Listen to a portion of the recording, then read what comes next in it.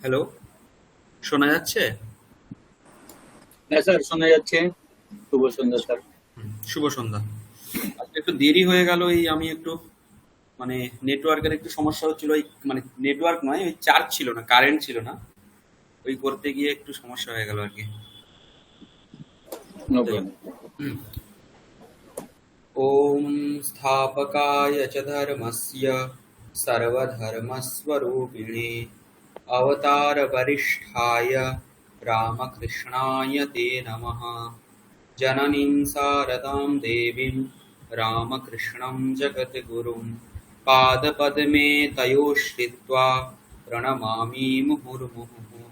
नमस्ते यतिराजाय विवेकानन्दसूरये सच्चित्सुखस्वरूपाय स्वामिने तापहारिणे।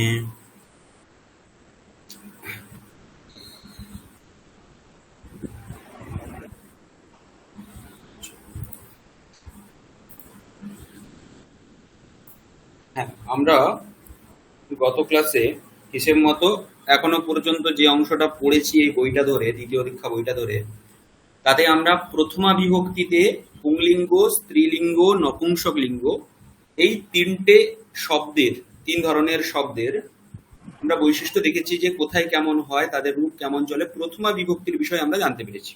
ঠিক আছে? এবারে এখানে একটা টেক্সট আছে, যেই টেক্সটে কিনা প্রথমা বিভক্তির অনেক প্রয়োগ দেখা যাচ্ছে। ঠিক আছে?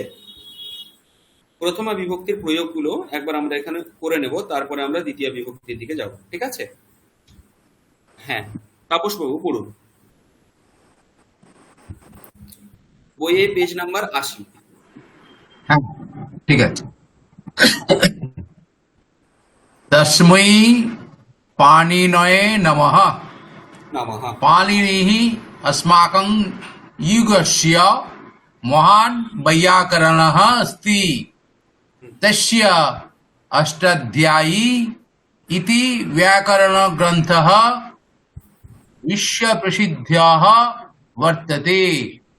अस्य ग्रन्थस्य वैज्ञानिकतां दृष्ट्वा विद्वांसः पाणिनिं महासंगणकः इत्याख्यया विभूषयन्ति। इत्याख्यया। इत्याख्यया विभूषयन्ति। क्रिस्तोः पूर्वं सप्तमशताब्द्याः सप्तमशताब्द्यां पाणिनेः जन्म अभवत् इति ऐतिहासिकाः प्रमाणयन्ति। पाणिनेः माता दाक्षी आसीत्, अतः तस्य नाम दाक्षीपुत्रः इति अभवत्। पाणिन्यः इति तस्य पिता आसीत्, अतः तस्य नाम पाणिनिः अभवत्। सः शलातुरग्रामनिवासी आसीत्, अतएव तस्य शलातुरीयः इति नाम अपि प्रसिद्धम् अस्ति।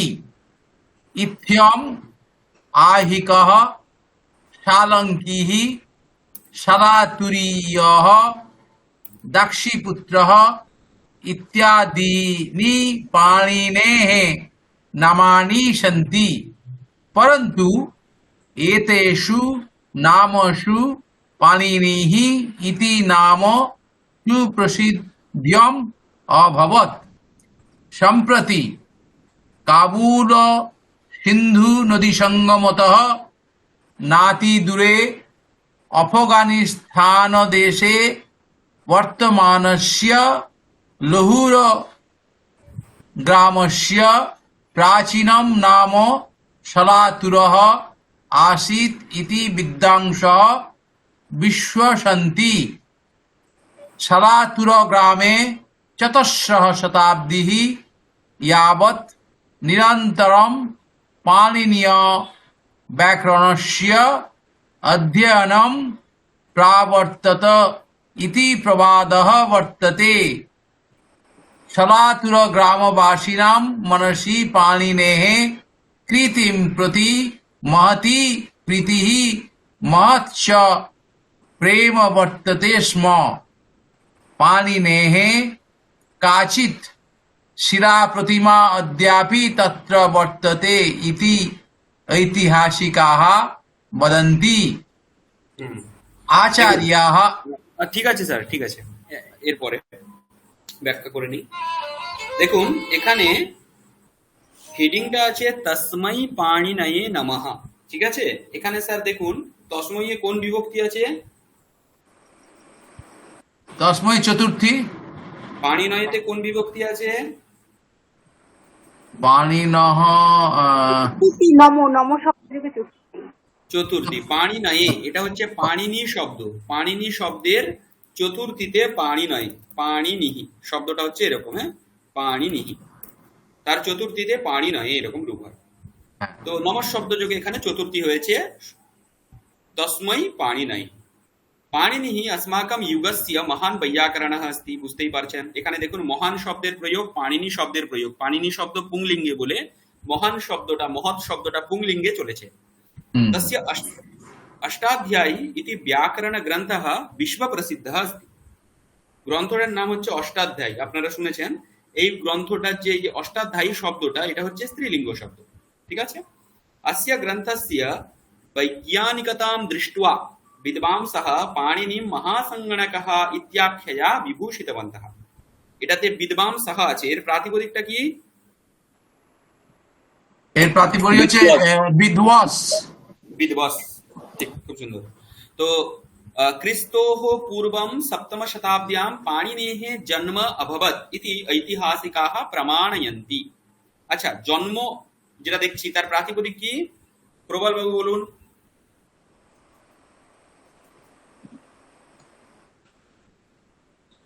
জন্ম প্রাতিপদিকটা হচ্ছে জন্মন। জন্মন, এটা কোন লিঙ্গ শব্দ স্যার? এটা তো নপুংসকলিঙ্গ। খুব সুন্দর, খুব সুন্দর। আচ্ছা, পাণিনেহ মাতা দাক্ষী আসিত, ঠিক আছে। শর্মিষ্ঠা ম্যাম, দাক্ষী শব্দটা প্রাতিপদিক কি? দাক্ষী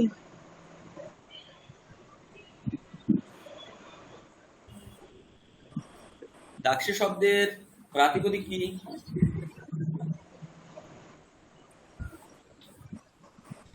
কে বলবেন? সে পারছি না। দাক্ষী বলছেন? না, আচ্ছা, কি হবে কেউ বলুন। আসলে আমরা কঠিন ভাবতে ভাবতে খুব কঠিন ভেবে ফেলছি। দাক্ষী শব্দের প্রাতিপদিক দাক্ষী, নদী শব্দের মতো। এটা তো স্ত্রীলিঙ্গ শব্দ। দেখুন মাতা বলেছে, পাণিনিহ মাতা দাক্ষী আসিত, তো দাক্ষী তার মাতা, দাক্ষী একজনের নাম।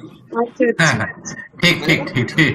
এই জন্য আমরা এই ফলন্ত করতে করতে একটু কঠিন ভেবে ফেলছি সবগুলোকে। দাক্ষী দাক্ষী হবে নাকি? হ্যাঁ হ্যাঁ, ঠিকই বলেছেন, আমরা ওইভাবেই চিন্তা করতে চলে হ্যাঁ, গেছি। আমার তাই মনে হলো, সেই জন্যই জিজ্ঞেস করলাম।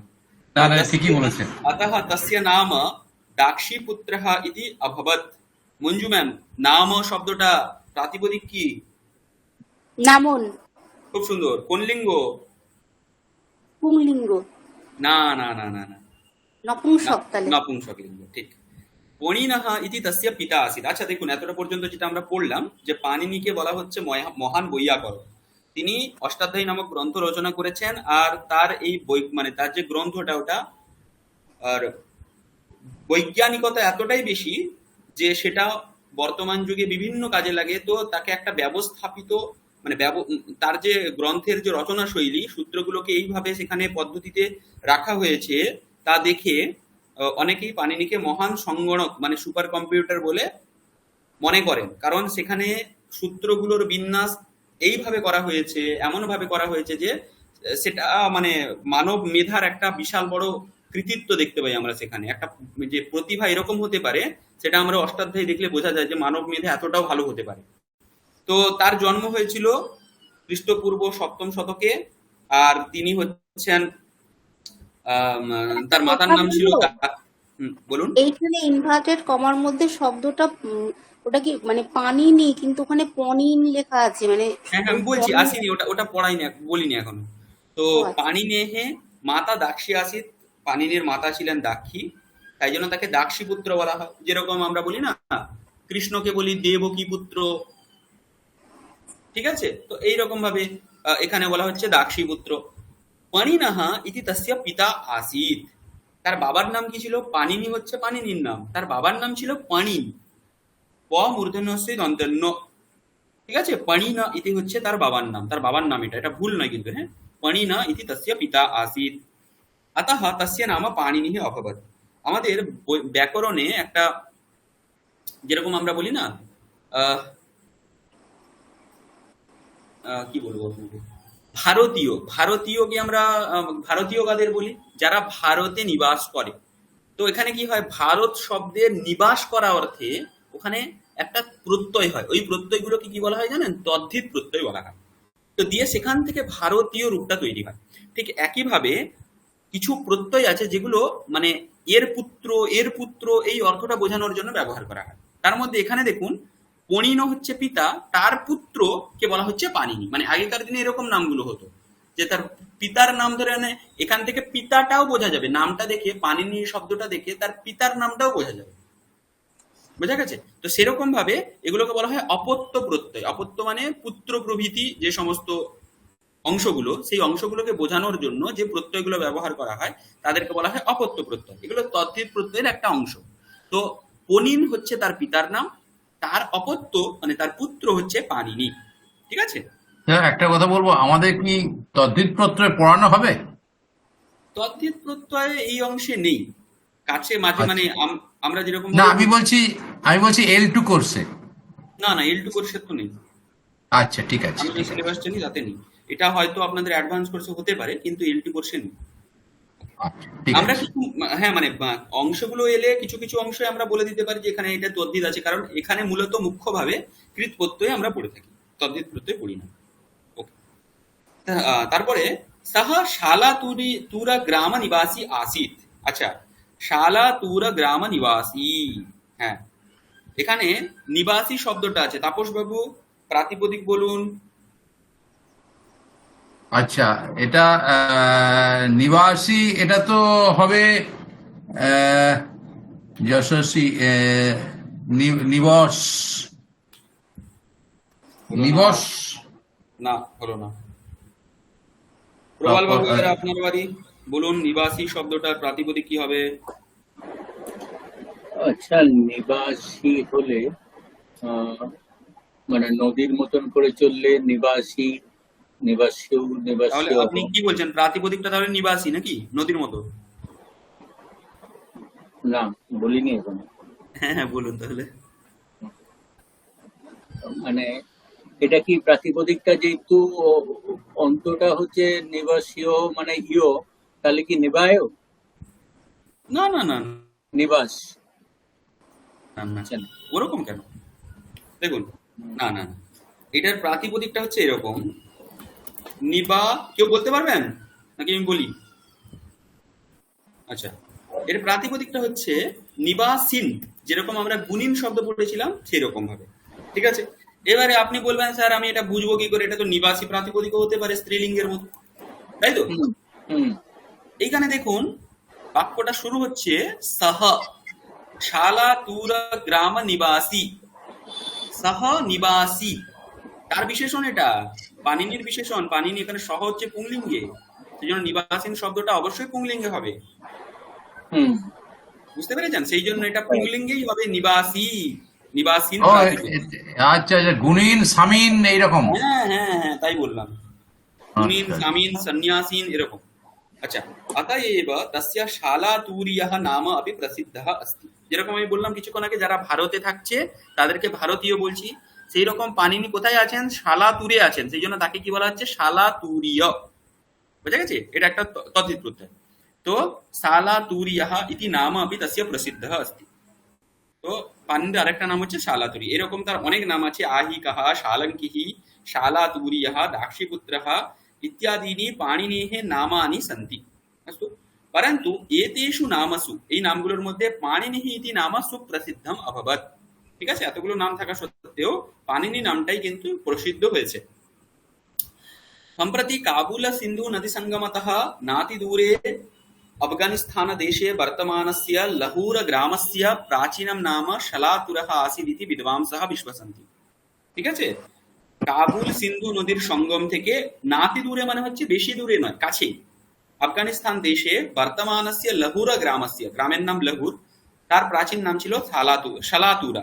সেই শলাতুর গ্রামে তিনি কি করেছিলেন, জন্মগ্রহণ করেছিলেন বলে বা সেখানেই ছিলেন বলে বিদ্বানরা মনে করেন। বুঝা গেছে? এবারে শালাতুরা গ্রামে চতুস্রः শতাব্দীः यावत् निरन्तरं পাণিনীয় ব্যাকরণস্য অধ্যয়নম প্রাবর্ততে ইতি প্রবাদः বর্ততে। ঠিক আছে, তখন শলাতুর গ্রামে অনেক বড় বড় বিদ্বান হয়েছিলেন। মানে এখানে খালি পাণিনি আছেন, ওনারা যে গুরুর কাছে পড়তেন, গুরুকুলে পড়তেন, সেখানে বড় বড় গুরু ছিল। মানে সেখান থেকে যে সমস্ত শিষ্যগুলো তৈরি হয়েছিল, এটা যেমন পাণিনিকে দেখতে পাচ্ছেন, আমরা জানি যে ব্যাকরণ শাস্ত্রের উনি মানে বলতে পারেন পাণিনীয় ব্যাকরণের প্রবর্তক, মোটামুটি এখনো পর্যন্ত যে ব্যাকরণ চলছে তার প্রবর্তক তিনি। তো ঠিক একইভাবে ছন্দ শাস্ত্র, মেন যে ছন্দ শাস্ত্র, এই যে আজকে আমরা বলছি কোনো একটা শ্লোক পড়ছি, অনুষ্ঠুপ ছন্দ বলছি, তারপরে তার সঙ্গে সঙ্গে ওটা শার্দুল বিক্রীড়িত, মন্দাক্রান্তা, যত ছন্দ আমরা দেখছি, সেই ছন্দগুলো ছন্দ শাস্ত্র যে তৈরি করেছিলেন পিঙ্গল, তিনিও ওই গুরুগুলোই পড়াশোনা করতেন। মানে পাণিনির সমকালীন তারা একই গুরুকুলে পড়াশোনা করতেন। বুঝতে স্যার পেরেছেন? কি নাম বললেন? পিঙ্গলাচার্য, পিঙ্গল। আচ্ছা আচ্ছা আচ্ছা। তিনি হচ্ছেন খুব মানে বড় ছন্দবিদ। আমরা যত ছন্দ দেখি পিঙ্গলের ছন্দই সেগুলো আমরা বলি। ঠিক আছে, বেদে যে ছন্দ আছে সেগুলো তো বৈদিক ছন্দ। এবারে বৈদিক ছন্দগুলো থেকে তিনি কি করেছেন, লোকেও আমরা ব্যবহার করি, ছন্দ ব্যবহার করি, যেমন রামায়ণে শ্লোক আছে, গীতাতে শ্লোক আছে। তো সেই ছন্দগুলো যে লেখা হয়েছে, সেই শ্লোকগুলো যে লেখা হয়েছে যে ছন্দগুলোতে, সেই ছন্দগুলোর তিনি মানে এখানে এরকম করতে হবে, এই ছন্দ সূত্র তিনি ব্যাখ্যা করেছেন আর কি। সূত্র এখানে যেমন ব্যাকরণের সূত্র তিনি করেছেন পাণিনি, সেখানে যেমন ছন্দের সূত্র করেছেন পিঙ্গলাচার্য। প্রবল কিছু বলবো? না না, এটা পড়ে আচ্ছা গেছে। আচ্ছা, তাহলে তো সেই সময় মানে পাণিনির সময়কালে তারপরেও 4টে শতাব্দী ধরে কি হচ্ছিল, পাণিনীয় ব্যাকরণের অত্যন্ত প্রসিদ্ধি ছিল এবং সকলে ওটা পড়তো। শলাতুর গ্রামবাসীনাম মনসি পাণিনেঃ কৃতিম প্রতি মহতি প্রীতিঃ মহচ্চ প্রেম বর্ততে স্ম। শলাতুর গ্রামবাসীরা পাণিনির এই যে কৃতির প্রতি খুব যত্নশীল ছিলেন। তারা খুবই পাণিনির এই কৃতিত্বটাকে খুবই তারা প্রেম করতেন। সেই জন্য তার জন্য কি করেছিলেন, পাণিনেঃ কাচিৎ শিলা প্রতিমা অদ্যাপি তত্র বর্ততে ইতি ঐতিহাসিকাঃ বদন্তি। তো তারা সেই জন্য পাণিনির জন্য কি করেছিলেন, একটা প্রতিমা তৈরি করেছিলেন, পাণিনির প্রতিমা, যেটা এখনো পর্যন্ত আছে বলে ঐতিহাসিকেরা বলেন। ঠিক আছে, নেক্সট শর্মিষ্ঠা ম্যাম পড়ুন। आचार्यः वर्षः पाणिनेः गुरुः आसीत्। पाणिनिविषये काचित् किंवदन्ती श्रूयते। बाल्यकाले पाणिनिः अतीव मन्दबुद्धिः आसीत्। मंदबुद्धित्वात्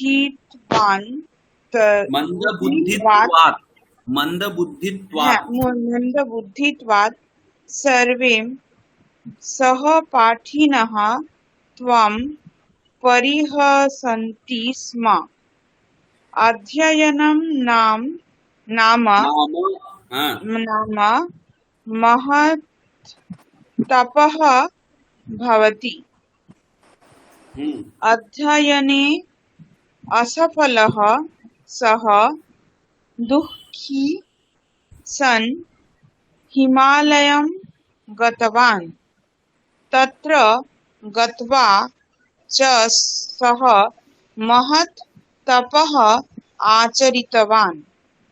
तेन प्रसन्नः भगवान् महेश्वरः तस्मै नूतनां काञ्चित् काञ्चित् व्याकरण प्रक्रियां प्रदत्तवान् एवं हि श्रूयते यत्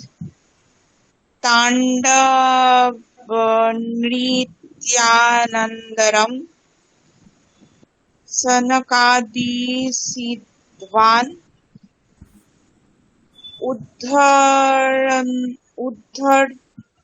उद्धर्तुं शिवः स्वडङ्कां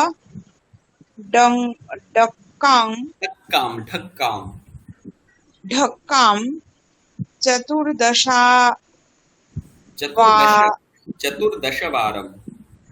चतुर्दशवारम्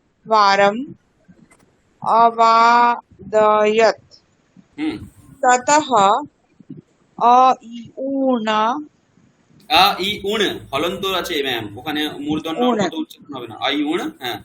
ও ই লিরিক লিল রিক, লিরিক রিল রিক, হ্যাঁ লিরিক হুম, ইত্যাদিনি চতুর্দশ प्रत्याहार सूत्राणि निर्गतानि হুম, तानि सूत्राणि महेश्वर प्रदत्तानि सन्ति अतः तानि माहेश्वर सूत्राणि इति अभिहितानि भवन्ति। ভবন্তি। ঠিক আছে, দেখুন, আচার্য বর্ষঃ, পাণিনির গুরুর নাম হচ্ছেন আচার্য বর্ষ। ঠিক আছে, বর্ষ হচ্ছেন আর গুরুর নাম। পাণিনি বিষয়ে কাচিৎ কিংবদন্তি শ্রূয়তে। কিংবদন্তি শব্দটা কোন লিঙ্গে, মানে কোন লিঙ্গটা জানলে, স্ত্রীলিঙ্গে। স্ত্রীলিঙ্গ, এটা স্ত্রীলিঙ্গ, হ্যাঁ। কাচিৎ আছে দেখুন, এই জন্য স্ত্রীলিঙ্গ। কিংবদন্তি মানে হচ্ছে এমন কথা যেটা অনেক দিন ধরে শোনা যাচ্ছে, লোকের মুখে সেটা চলে আসছে, এরকম আর কি। ঠিক আছে, কিংবদন্তি শ্রূয়তে বাল্যকালে পাণিনিः অতীব মন্দবুদ্ধিः आसीत्। ঠিক আছে, মন্দবুদ্ধিত্বাৎ সর্বে সহপাঠিনः তম পরিহসন্তি স্ম। মঞ্জু ম্যাম, সহপাঠিনः প্রাতিপদিক বলুন।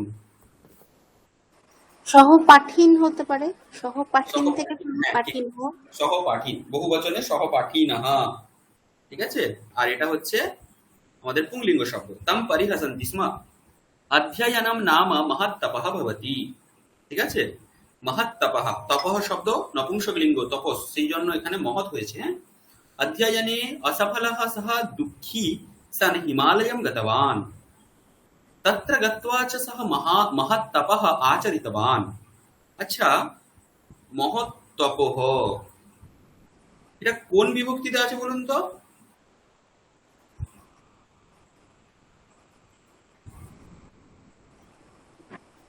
প্রথমা, হ্যাঁ, প্রথমাতে আছে।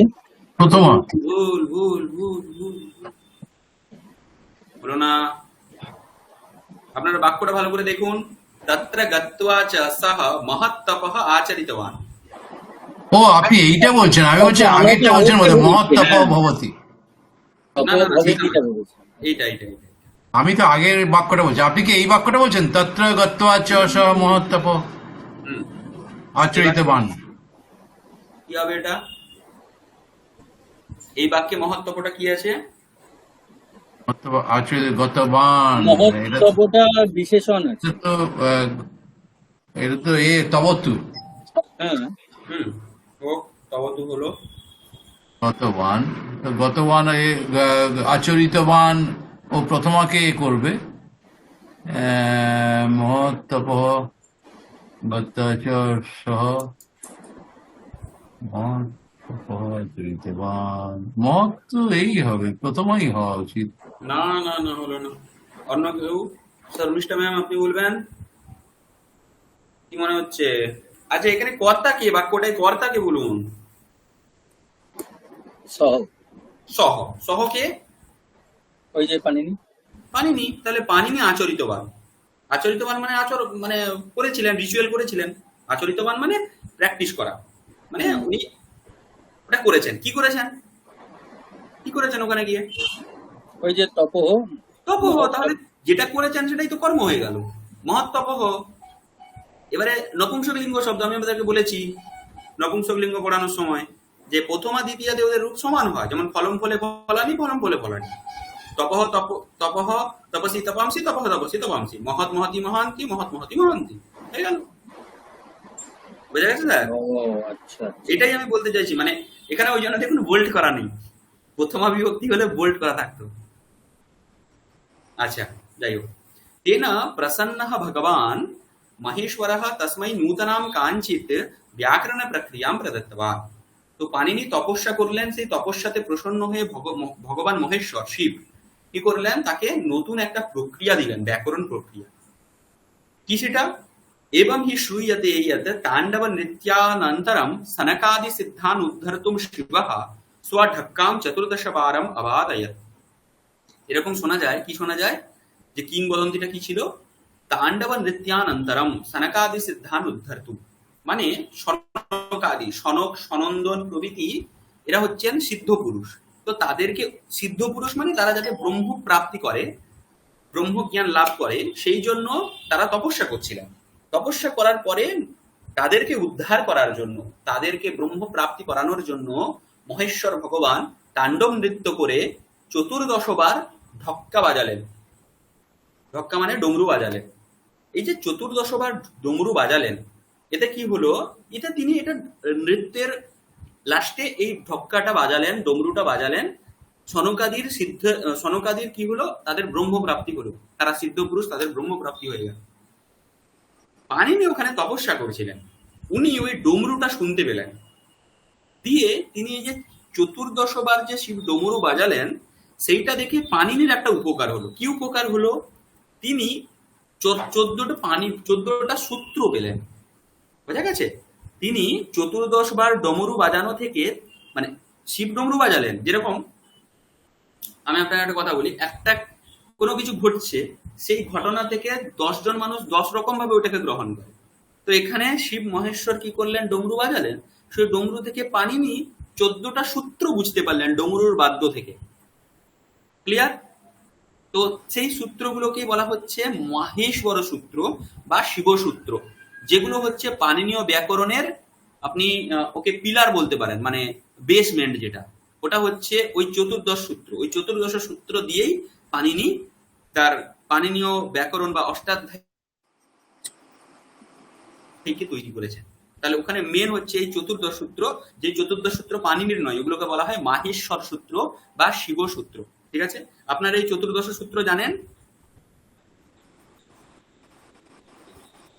হ্যালো,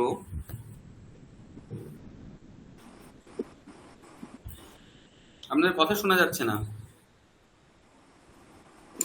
না স্যার, জানি না। আচ্ছা আচ্ছা, আচ্ছা, এই 14 সূত্র মানে 14 ওই প্রত্যয় যেগুলো? প্রত্যয় না তো, কি জানেন আচ্ছা, বলুন একবার? মানে হ্যাঁ, 14 সূত্র জানি, হ্যাঁ, আমি ওটাই। অন্তত জানি না। অ ই উণ রিল রিক এ ওং আই আউচ আ ইয়া বা রট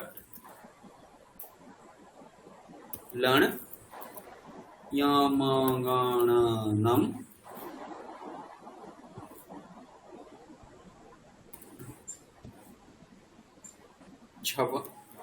ছভাই খ ঠ ঠস জ ব গ ড দশ খ খ ছ খ খ চ ট তব ক পয় শ শ সর হল। ঠিক আছে? এইগুলো হচ্ছে 14 মাহেশ্বর সূত্র। এই স্যার, একটা সূত্রগুলো, কোশ্চেন আছে। বলুন। এই যে শিব ডমরু বাজালেন, তার থেকে উনি 14 সূত্র পেলেন, তারপর থেকে উনি এই ব্যাকরণ গুলো আস্তে আস্তে হুম মানে ওইগুলো করলেন। কিন্তু হুম তার আগে তাহলে লোকজন কথা বলতো কি করে, মানে যদি না ব্যাকরণই না না না, জানতো? এ বাবা, এটা স্যার অর্থটা বুঝুন। ব্যাকরণ কোনোদিন আপনাকে কথা বলা শেখায় না স্যার। ব্যাকরণ কি করে বলুন তো? আপনি যে কথাটা বলছেন সেই কথাটা সাধু না অসাধু সেটা প্রতিপাদন করে। হ্যাঁ, ব্যাকরণ, correct. হ্যাঁ, তো ব্যাকরণ যখন ছিল না তখনও মানুষ সংস্কৃতে কথা বলতো। এখন পাণিনি এসে দেখুন, পাণিনির আগে অনেক বৈয়াকরণ ছিলেন। আমি কি বলছি, পাণিনির আগে ইন্দ্র, চান্দ্র, কাশকৃষ্ণ এরকম করে অনেক বৈয়াকরণ হয়েছেন, তাদের ব্যাকরণ হয়েছেন। 9 জন বৈয়াকরণ এরকম প্রসিদ্ধ আছেন, পাণিনির আগের 8 জন 9 জন এরকম প্রসিদ্ধ আছেন। তো ওদের ব্যাকরণ যখন ছিল না তখনও মানুষ কথা বলতো, কিন্তু সেই যে কথাটা বলা হচ্ছে সেই কথাটা শুদ্ধ না অশুদ্ধ, শব্দটা আমি যেটা প্রয়োগ করছি আমি সাধু প্রয়োগ করছি নাকি অসাধু প্রয়োগ করছি, সেইটার ব্যবস্থা করে দেয় ব্যাকরণ শাস্ত্র। সবগুলোরই ক্ষেত্রে আপনি একটা বাক্য বললেন, সেই বাক্যটা শুদ্ধ নাকি অশুদ্ধ আমি সেটা প্রতিপাদন করব। এটা কে করবে? এই ব্যাকরণ শাস্ত্র করবে। ক্লিয়ার? এবারে দেখুন ব্যাকরণ শাস্ত্রের দরকারটা আর কোথায়। এটার দরকার হচ্ছে কোনো একটা ভাষাকে সংরক্ষণের জন্য। যেরকম আমি আপনাকে বলছি, আমরা অনাদিকাল থেকে বলে আসছি ওম নমঃ শিবায়, ওম নমঃ শিবায় বলে আসছি। বর্তমানে আমরা ওটা বলে যাচ্ছি বলে যাচ্ছি বলে যাচ্ছি, এবারে অপভ্রংশ হতে হতে ওটা কেমন চলে এসছে বলুন তো? ওম নমঃ শিবায়, শিবায় বলে দিলে কিন্তু ওখানে স্যার কি হয়ে গেল, ইয়কারের পরে অকার থাকলো না, কেউ সেখানে বুঝতে পারলো না যে ওখানে চতুর্থী বিভক্তি আছে। ব্যাকরণ শাস্ত্র আছে বলেই ওটাকেও বদ্ধ করে রেখে দিল যে দেখো এখানে যেহেতু নমঃ শব্দের ব্যবহার আছে সেখানে তুমি চতুর্থী বিভক্তি করবে, শিবায়টা ভুল, ওখানে হলন্ত হয় না। তো প্রাচীন কাল ধরে যেটা চলে আসছিল সেইটাকে সংরক্ষণ করেও ব্যাকরণ, আর সেইটার সাধুত্ব প্রতিপাদন করেও ব্যাকরণ, যে এটা শুদ্ধ এটা শুদ্ধ নয়। কারণ আমি বলছি যেটা পাণিনি যখন ছিলেন তখন লোকেরা যে ভাষায় কথা বলতো বা যে সংস্কৃতটা তারা ব্যবহার করতো, ক্রমে ক্রমে মানুষের সুবিধার জন্য, উচ্চারণের প্রভাবের জন্য সবকিছু ক্রমে ক্রমে বিলুপ্ত হয়ে যাচ্ছে। এবারে বিলুপ্ত হতে হতে আজকে যে স্থিতিতে দাঁড়িয়েছে, যদি ব্যাকরণ শাস্ত্র না থাকে তাহলে তো আরো অবনতি চলে যাবে। তখন কিছু মানুষ যারা ব্যাকরণ পড়েছে তারা বলতে পারবে হ্যাঁ এটা তুমি ভুল বলছো, রামেণ রূপটাতে মূর্ধন্যকার হয়, দন্তন্যকার হয় না। ঠিক আছে, এই জিনিসটা আমরা ব্যাকরণের দ্বারাই জানতে পারলাম। কিন্তু ব্যাকরণ কখনো শব্দ তৈরি করে দেয় না। বোঝা গেছে স্যার? হ্যাঁ, একদম clear. ক্লিয়ার হয়েছে তো? হ্যাঁ হ্যাঁ, হ্যাঁ। আচ্ছা, তাহলে এই রকম চতুর্দশ মাহেশ্বর সূত্র, এর মধ্যে আবার একটা স্যার গল্প আছে। এই যে দেখতে পাচ্ছেন এই যে মহেশ্বর সূত্রে যে লাস্টের সবগুলোতে হলন্ত দেওয়া আছে, দেখুন অয়ুণ রিল রিক প্রত্যেকটাতে লাস্টে হলন্ত দেওয়া আছে। তো মহেশ্বর এরকম পুরোটা বলেননি, অ ই উণ রিল রিক এ ওং, এগুলো হচ্ছে অনাদি শ্রুতি। অনাদি শ্রুতি মানে এগুলো এগুলো প্রাচীন কাল ধরে আছে, মানে সৃষ্টির আদি থেকে আছে। সৃষ্টি যখন থেকে তৈরি তখন তাদের সঙ্গে অয়ু প্রভৃতি সব আছে। মহেশ্বর যখন ডমরু বাজালেন, পাণিনি মূলত এই মূর্ধন্যকার, লাস্টের ককার, গকার, চকার, টকার এই অংশগুলো বুঝতে পেরেছেন। বোঝা গেছে?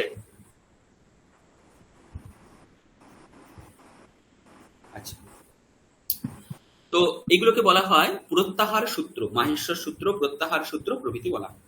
তানি সূত্রাণি মহেশ্বর প্রসাদাত, সূত্রাণি মহেশ্বর প্রদত্তানি সন্তি। এই সূত্রগুলো কে দিয়েছেন?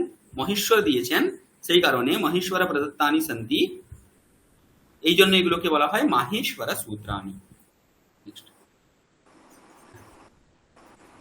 প্রবল বাবু পড়ুন।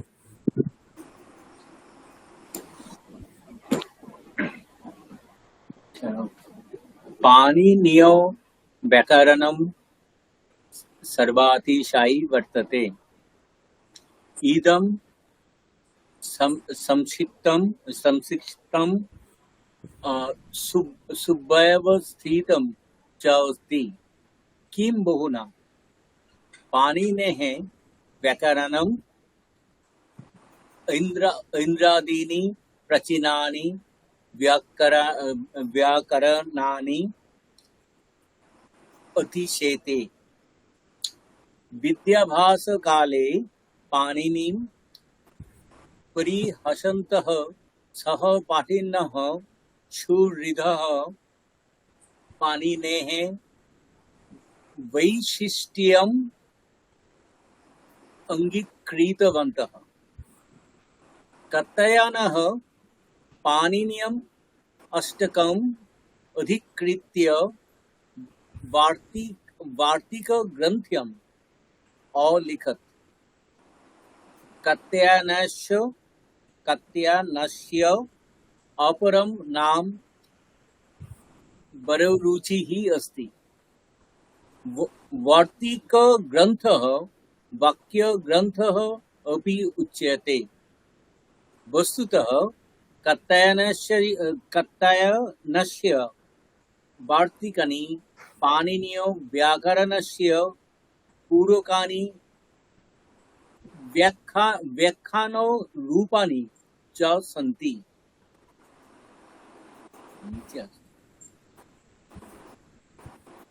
এখানে স্যার দেখুন,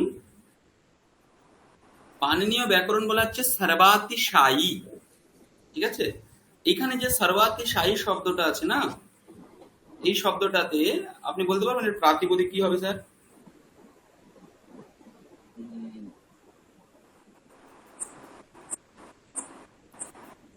সর্বাতিশায়ী এটা মূলত হ্যাঁ এটা একটু কঠিন আছে। এটা প্রাতিপদিকটাই স্যার সর্বাতিশায়ী, মানে এটা হচ্ছে নপুংসকলিঙ্গ শব্দ, যেরকম আমরা বাড়ি শব্দ প্রভৃতি দেখি সেরকম সর্বাতিশায়ী। কারণ এটা ব্যাকরণ দেখতে পাচ্ছেন, ব্যাকরণের এটা বিশেষণ।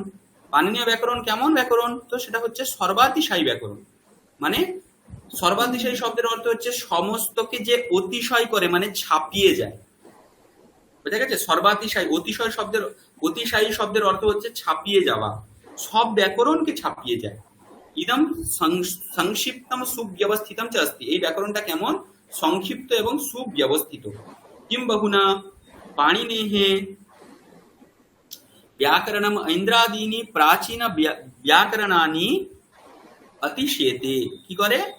অতিশয় মানে তাকে ছাপিয়ে যায়। বিদ্যাভ্যাস কালে পাণিনিম পরিহাসন্তঃ সহপাঠিনঃ সুহৃদঃ পাণিনেঃ বৈশিষ্ট্যম অঙ্গীকৃতবন্তঃ। তারাও কি করেছেন? পাণিনির বৈশিষ্ট্যটাকে জানতে পেরেছেন। কাত্যায়নঃ পাণিনীয়ম অষ্টকম অধিকৃত্য বার্তিক গ্রন্থম অলিখত। কাত্যায়ন হচ্ছেন পাণিনির এই যে পাণিনির অষ্টাধ্যায়ী গ্রন্থ, তাকে আশ্রয় করে তিনি বার্তিক লিখেছেন। বার্তিক লিখেছেন মানে কি হয়েছে? ক্রমে ক্রমে ভাষার উদ্ভব ঘটে, মানে ভাষাটা ধীরে ধীরে পরিবর্তন হয়েছে। বা পাণিনি যে অংশটা লিখেছেন তার মধ্যে কোনো অংশ, কোনো একটা শব্দ হয়তো অ্যাড করতে কোনো কারণে মিস্টেক হয়ে গেছে, তো সেই শব্দগুলোকে অ্যাড করে গেছে যে এটা এরকম হয়, এটাও এরকম হয়, এটাকেও তার সঙ্গে জুড়ে নাও, এরকম করে কাত্যায়ন সেগুলোকে যুক্ত করেছেন। বুঝা গেছে? তো এটা পাণিনির ব্যাকরণ সম্পূর্ণ এই কাত্যায়নের বার্তিকের দ্বারা। আরেকজন আছেন মহাভাষ্যকার, যিনি কি করেছেন? পাণিনির ব্যাকরণের ব্যাখ্যা করেছেন, যেটা মিলে সম্পূর্ণ পাণিনীয় ব্যাকরণ। মানে পাণিনি, কাত্যায়ন আর বড়রুচি, ভুল বললাম, পাণিনি, কাত্যায়ন এবং মহাভাষ্যকার পতঞ্জলি, এই তিনজনকে মিলে টোটাল পাণিনীয় ব্যাকরণ। তো কাত্যায়নঃ পাণিনীয়ম অষ্টকম অধিকৃত্য বার্তিক গ্রন্থম অলিখত। কাত্যায়নস্য অপরম নাম বররুচিঃ। এই যে কাত্যায়ন, তার অপর নাম হচ্ছে বররুচি। বার্তিক গ্রন্থস্য বাক্য গ্রন্থ अपि उच्यते। वस्तुतः कात्यायनस्य बार्तिकानि पाणिनीय व्याकरणस्य पूरकानि व्याख्यान रूपाणि च सन्ति। মানে কি? পাণিনি যে সমস্ত অংশগুলোতে ছেড়ে গেছেন বা যে কোনো কারণে ওটা মিস হয়ে গেছে, সেই অংশগুলো পূরণ করেছেন আমাদের কাত্যায়ন বা বররুচি। ঠিক আছে? হ্যাঁ, আপনি তারপরে পড়ুন একটু প্রবল বাবু। হ্যাঁ, নিশ্চয়ই। তারপরটা ততঃ থেকে শুরু হচ্ছে। ততঃ পতঞ্জলিঃ অষ্টাধ্যায়ः वार्तिकानां च व्याख्यारूपं महाभाष्यं व्यारोचयत्। एतस्य कालः ख्रीष्टः पूर्व द्वितीय शताब्दी आसीत् इति इतिहासविदः प्रमाणयन्ति। वस्तुतः व्याकरण शिक्षण प्रसंगे अष्टाध्यायी महाभाष्यः अष्टाध्यायी महाभाष्ययोः एतादृशं महत्त्वम्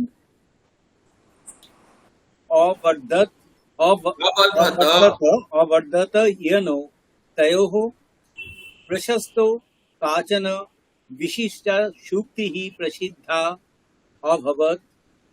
अष्टाध्यायी महाभाष्ये द्वे व्याकरण पुस्तके इति অবস্থা কি দেখুন, বলা হচ্ছে কি পতঞ্জলি অষ্টাধ্যায়ীর বার্তিকের ব্যাখ্যা করেছেন, অষ্টাধ্যায়ী আর বার্তিকের ব্যাখ্যা পতঞ্জলি করেছেন। কোথায় করেছেন? মহাভাষ্য গ্রন্থে করেছেন। এতস্য কালহ ক্রিস্তোহ পূর্বং দ্বিতীয় শতাব্দী আসিত। তো খ্রিস্টপূর্ব দ্বিতীয় শতক ছিল এনার সময়। ইতি ইতিহাসবিদः প্রমাণয়ন্তি, ইতিহাসবিদः প্রমাণয়ন্তি। वस्तुतः व्याकरण शिक्षण प्रसंगे अष्टाध्यायी महाभाष्ययोः एतादृशं महत्त्वम् अवर्धत येन तयोः प्रशस्तौ काचन विशिष्टा सूक्तिः प्रसिद्धा अभवत्। মানে ব্যাকরণ শিক্ষার ক্ষেত্রে অষ্টাধ্যায়ী আর মহাভাষ্যের এতটাই প্রসিদ্ধি হয়ে গেল এক সময়, তো সেই জন্য বলা হতো যে অষ্টাধ্যায়ী মহাভাষ্যের দুই ব্যাকরণ পুস্তক। ব্যাকরণ পুস্তক দুটোই, একটা হচ্ছে অষ্টাধ্যায়ী আর একটা হচ্ছে মহাভাষ্য। মানে অষ্টাধ্যায়ী পড়লেও তোমাকে মহাভাষ্য পড়তে হবে, মহাভাষ্য পড়ে তুমি অষ্টাধ্যায়ীর অর্থ বুঝতে পারবে। এই দুটো বাদ দিয়ে আর কোনো ব্যাকরণ গ্রন্থ নেই, এরকম একটা প্রসিদ্ধি হয়ে গেল। কারণ অষ্টাধ্যায়ীর ব্যাকরণ, আরে পাণিনির ব্যাকরণ এখনো পর্যন্ত প্রসিদ্ধ আছে, আর মহাভাষ্যের কারের লেখা পতঞ্জলির লেখা মহাভাষ্য, এই গ্রন্থটাও অদ্যাবধি প্রসিদ্ধ। বাকি সব ব্যাকরণ লুপ্ত হয়ে গেছে। ঠিক আছে, নেক্সট আমাদের মঞ্জু ম্যাম পড়ুন। पाणिनिः न केवलं महान् वैयाकरणः प्रत्युत महान् कविः अपि आसीत्। पातालबीजयम् इति तस्य पद्यमयी काव्यकृतिः वर्तते। पातालविजयस्य जाम्बवतीविजयम् इति अपरमपि नामोऽस्ति। यद्यपि अद्य इदं काव्यं न उपलभ्यते, तथापि तस्मात् केचन श्लोकाः इतस्ततः उद्धृताः दृश्यन्ते। पञ्चतन्त्रस्य श्लोकः अस्मान् सूचयति यत् कश्चन सिंहः पाणिनिं व्यापादितवान्।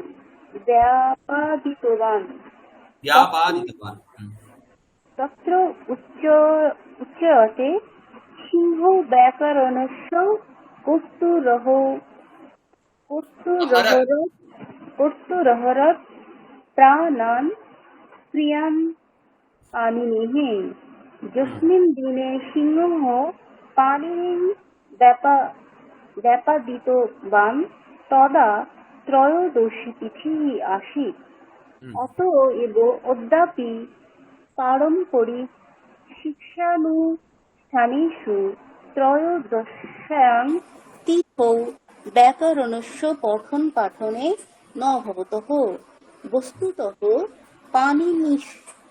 पाणिनिसमो वैयाकरणः न भूतो न भविष्यति इति यदि वदामः तर्हि न कापि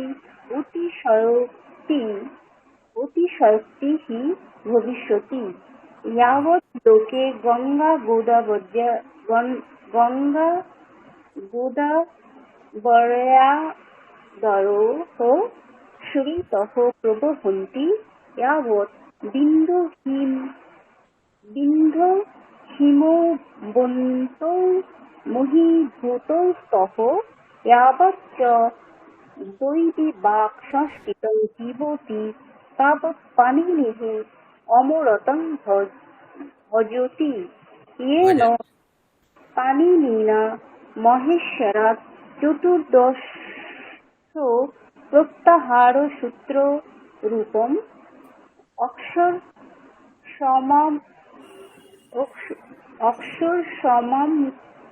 अक्षरसमाम्नायम् अधिगम्य कृतस्नं व्याकरणं प्रोक्तं तस्मै पाणिनये नमः। ঠিক আছে। পাণিনি না কেবলম মহান বৈয়াকরণः প্রত্যুত মানে অপিতু আরো মহান কবি অপি আছে। কেবল মহান বৈয়াকরণ ছিলেন না, তার সঙ্গে সঙ্গে তিনি মহান কবিও ছিলেন। পাতাল বিজয়ম ইতি তস্য পদ্যময়ী কাব্যকৃতি বর্ততে। তো পাতাল বিজয়ম নামক তার একটা কাব্যও রয়েছে, পাতাল বিজয়স্য জাম্ববতী বিজয়মিতি অপরমপি নামাস্তি। তার নাম হচ্ছে, আরেকটা নাম হচ্ছে জাম্ববতী বিজয়। यद्यपि अद्य इदं काव्यं न उपलभ्यते तथापि तस्मात् केचन श्लोकाः इतस्ततः उद्धृताः दृश्यन्ते। মানে এখনো সেই গ্রন্থটা পাওয়া যায় না, কিন্তু কেউ কেউ মানে ওই গ্রন্থ থেকে কোনো একটা শ্লোক লিখেছিলেন কদাচিৎ, তো সেইগুলো এখনো প্রচলিত আছে। পঞ্চতন্ত্রস্য শ্লোকः अस्मान् सूचयति यत् कश्चन সিংহः পাণিনিম ব্যাপাদিতবান। ব্যাপাদিতবান মানে মারিতবান, ঠিক আছে, মেরে ফেলেছে। পঞ্চতন্ত্রের একটা শ্লোক থেকে আমরা জানতে পারি। কি বলছে? तत्र उच्यते सिंहो व्याकरणस्य कर्तुः अहरत प्राणान् प्रियान् पाणिनेः। व्याकरणस्य कर्तुः प्राणान् अहरत। कः अहरत? सिंहः अहरत, ঠিক আছে। সে ব্যাকরণের যে কর্তা ছিল সে কেমন, তো তিনি কে ছিলেন? তিনি তো পাণিনি। সেই পাণিনির প্রিয় প্রাণগুলোকে, প্রাণকে কি করে নিল? সিংহ মেরে ফেললো, মানে নিয়ে নিল, মানে মেরে ফেললো পাণিনিকে, এটাই। यस्मिन् दिने सिंहः पाणिनिं व्यापादितवान् तदा त्रयोदशी तिथिः आसीत्। যেদিনকে সিংহ আর পাণিনিকে এই কর্তুরহরত মানে কি? কর্তুহু, কর্তুহু মানে হচ্ছে ষষ্ঠী, কর্তা শব্দ। কর্তৃ শব্দ হয় না, কর্তা, কর্তার হ্যাঁ উপর, হ্যাঁ হ্যাঁ হ্যাঁ কর্তৃ। তার ষষ্ঠীতে হয় কর্তুহু। আর রহরত মানে? রহরত না, কর্তুহু বিসর্গ, তারপরে অহরত, বিসর্গ আর ও অকার মিলে আচ্ছা আচ্ছা আচ্ছা, ঠিক আছে ঠিক আছে। হ্যাঁ। কর্তুহু পাণিনি, পাণিনির এটা বিশেষণ। হ্যাঁ, ব্যাকরণের যে কর্তা পাণিনি, তার প্রিয় প্রিয়ান প্রাণান আহারাত সিংহা, এটা। তারপরে যেদিনকে উনি মারা গেছিলেন সেদিনকে ত্রয়োদশী তিথি ছিল। অতএব অদ্যাপি পারম্পরিক শিক্ষানুষ্ঠানেষু ত্রয়োদশ্যাম তিথৌ ব্যাকরণস্য পঠন পাঠনে না ভবতঃ। তো এখনো অবধি প্রত্যেক শিক্ষা প্রতিষ্ঠানে আমরা যারা পরম্পরাগতভাবে পড়ি, সেখানে ত্রয়োদশী তিথিতে মানে কি করা হয় না, ব্যাকরণ অধ্যয়ন করা হয় না। এখানে এরকম রবিবার ইত্যাদি ছুটি হয় না, ওখানে কোনো একটা নির্দিষ্ট দিন নিয়ে নেওয়া হয়। যেমন ত্রয়োদশী তিথিটাকে নিয়ে মাসে দুবার আসে, তো দুদিন ওদের ব্যাকরণ পড়া হয় না। অতএব অদ্যাপি পারম্পরিক, এটা বস্তুতঃ পাণিনি সম বৈয়াকরণঃ ন ভূত ন ভবিষ্যৎ। স্যার আপনাদের বেলুর মঠে যে আপনারা পড়েছেন ওখানেও কি ত্রয়োদশীতে ছুটি না থাকতো? না না না না, ওরকমটা হয় না আমাদের ওখানে। এই সর্বকারের যে ছুটি সেরকম ধরেই হয়, মানে সরকারের ছুটি ধরেই হয়। বোঝা গেছে স্যার? এখানে এটা ঠিক হয় আছে। না। এগুলো আপনি সাউথের দিকে বিশেষ পাবেন। সাউথে কেন, বারাণসীতে গুরুকুল আছে, সেগুলোতে এগুলো হয়। আচ্ছা আচ্ছা, ঠিক আছে। अतएव अद्यापि वस्तुतः पाणिनि समो वैयाकरणः न भूतः न भविष्यति इति यदि वदामः तर्हि न कापि अतिशयोक्तिः भविष्यति। ঠিক আছে, পাণিনির মতো বৈয়াকরণ হয়নি এটা যদি আমরা বলি, তাহলে কোনো অতিশয়োক্তি হবে না। অতিশয়োক্তি শব্দটা কিন্তু স্ত্রীলিঙ্গ, হ্যাঁ, বিসর্গ আছে দেখুন, মতি শব্দের মতো। यावद् लोके गंगा गोदावरियादयः सरितः प्रवहन्ति, সরিত শব্দ নদীবাচক পড়েছিলাম আমরা। यावद् विन्ध्य হিমালয় হিমবন্তৌ মহীভৃতৌ স্তঃ, মহীভৃত মানে হচ্ছে ভূমি, পৃথিবী। यावच्च दैवी वाक् संस्कृतं जीवति तावत् पाणिनिः अमरतां भजति। পাণিনি শরীর থেকে চলে গেছেন, কিন্তু পাণিনির যে কৃতি অষ্টাধ্যায়ীতে তিনি বেঁচে আছেন, তাই সেটার ব্যাপারেই বলা হচ্ছে যতক্ষণ পর্যন্ত সংসারে গঙ্গা গোদাবরী প্রভৃতি নদী থাকবে, বিন্ধ্য হিমালয় প্রভৃতি পর্বত থাকবে। মহীভৃত মানে হচ্ছে মহিতে যে থাকে, মানে ভার, এটাকে কি বলবো, মহীভৃত মানে হচ্ছে পর্বত। মূলত মহীভৃত শব্দটার অর্থ হচ্ছে পর্বত। यावच्च दैवी वाक् संस्कृतं जीवति तावत् पाणिनिः अमरतां भजति। ততদিন পর্যন্ত পাণিনি অমর থাকে। येन पाणिनिना महेश्वरात् 14 प्रत्याहार सूत्र रूपम अक्षर समाम्नायम अधिगम्य कृत्स्नं व्याकरणं प्रोक्तम तस्मै पाणिनये नमः। সেই পাণিনিকে নমস্কার করা হচ্ছে, যিনি কি করেছেন, মহেশ্বরের কাছ থেকে 14 প্রত্যাহার সূত্র পেয়েছেন, দিয়ে এইটা এই যে দেখলাম অয়ুণ, এগুলোকে অক্ষর সমাম্নয় বলা হয়, প্রত্যাহার সূত্র বলা হয়, মাহেশ্বর সূত্র বলা হয়, যেটা তিনি নিয়ে সম্পূর্ণ কৃৎস্নম ব্যাকরণম মানে হচ্ছে সম্পূর্ণ ব্যাকরণ শাস্ত্র তৈরি করেছেন। সেই পাণিনিকে আমরা নমস্কার করি। ঠিক আছে, এবার এখানে এই 14 মাহেশ্বর সূত্র দেওয়া আছে। ওকে, আচ্ছা স্যার, এই যে এই মহেশ্বর সূত্রগুলো কি করে প্রয়োগ হচ্ছে একটু দেখানো যাবে? মানে হ্যাঁ, মানে কিরকম এটা এই যে 14টা এই যে সূত্র আছে প্রত্যাহার সূত্র, মানে আমরা কি কোথায় কিভাবে কাজে লাগাচ্ছি সেটাই জানতে চাইছি। দেখুন দেখুন, পানিনীয় সূত্র আছে, অনেক সূত্র আছে, প্রায় 4000। এইবারে প্রত্যেকটা সূত্রে একটা সন্ধি সূত্র আছে, ঠিক আছে? একটা সন্ধির আমি একটা সূত্রের উদাহরণ দিচ্ছি, দেখুন।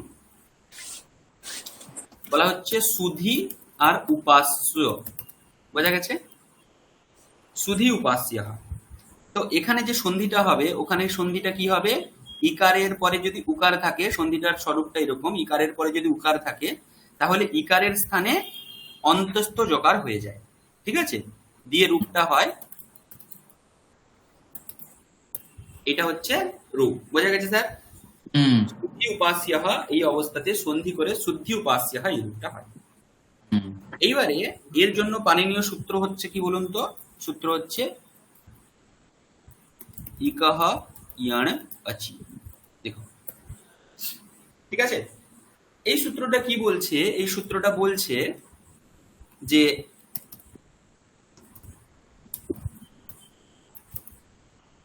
হস্যইকার, হস্যৌকার, মানে হস্যইকার, হস্যৌকার বা দীর্ঘ, এখানে মূলত হস্যইকার হস্যৌকার নয়, দীর্ঘইকার, দীর্ঘৌকার, রিকার, রিকার,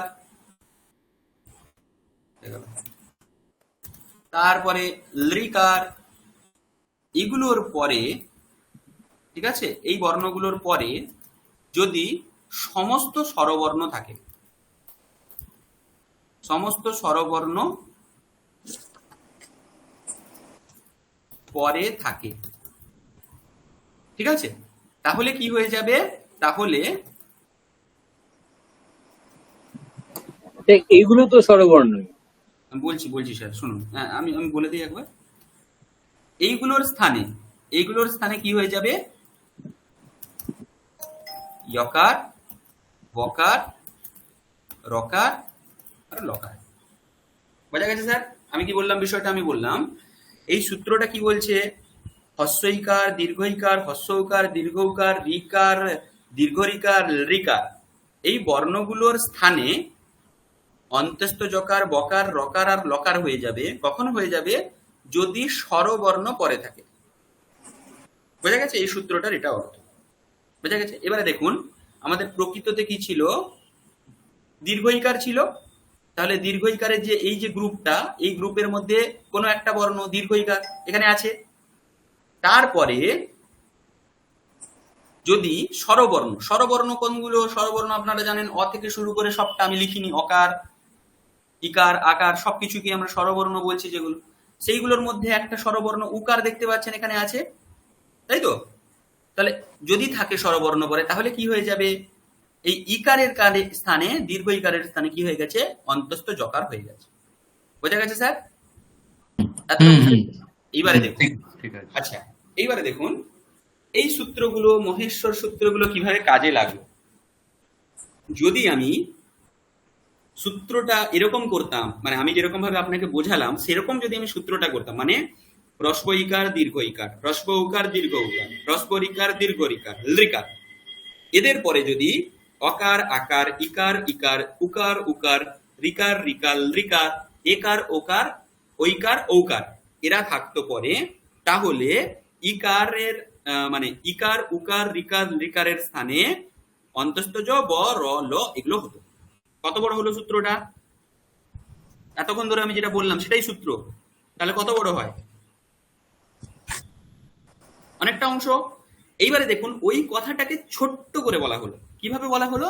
এখানে দেখুন, একটা প্রত্যাহার তৈরি করা হলো।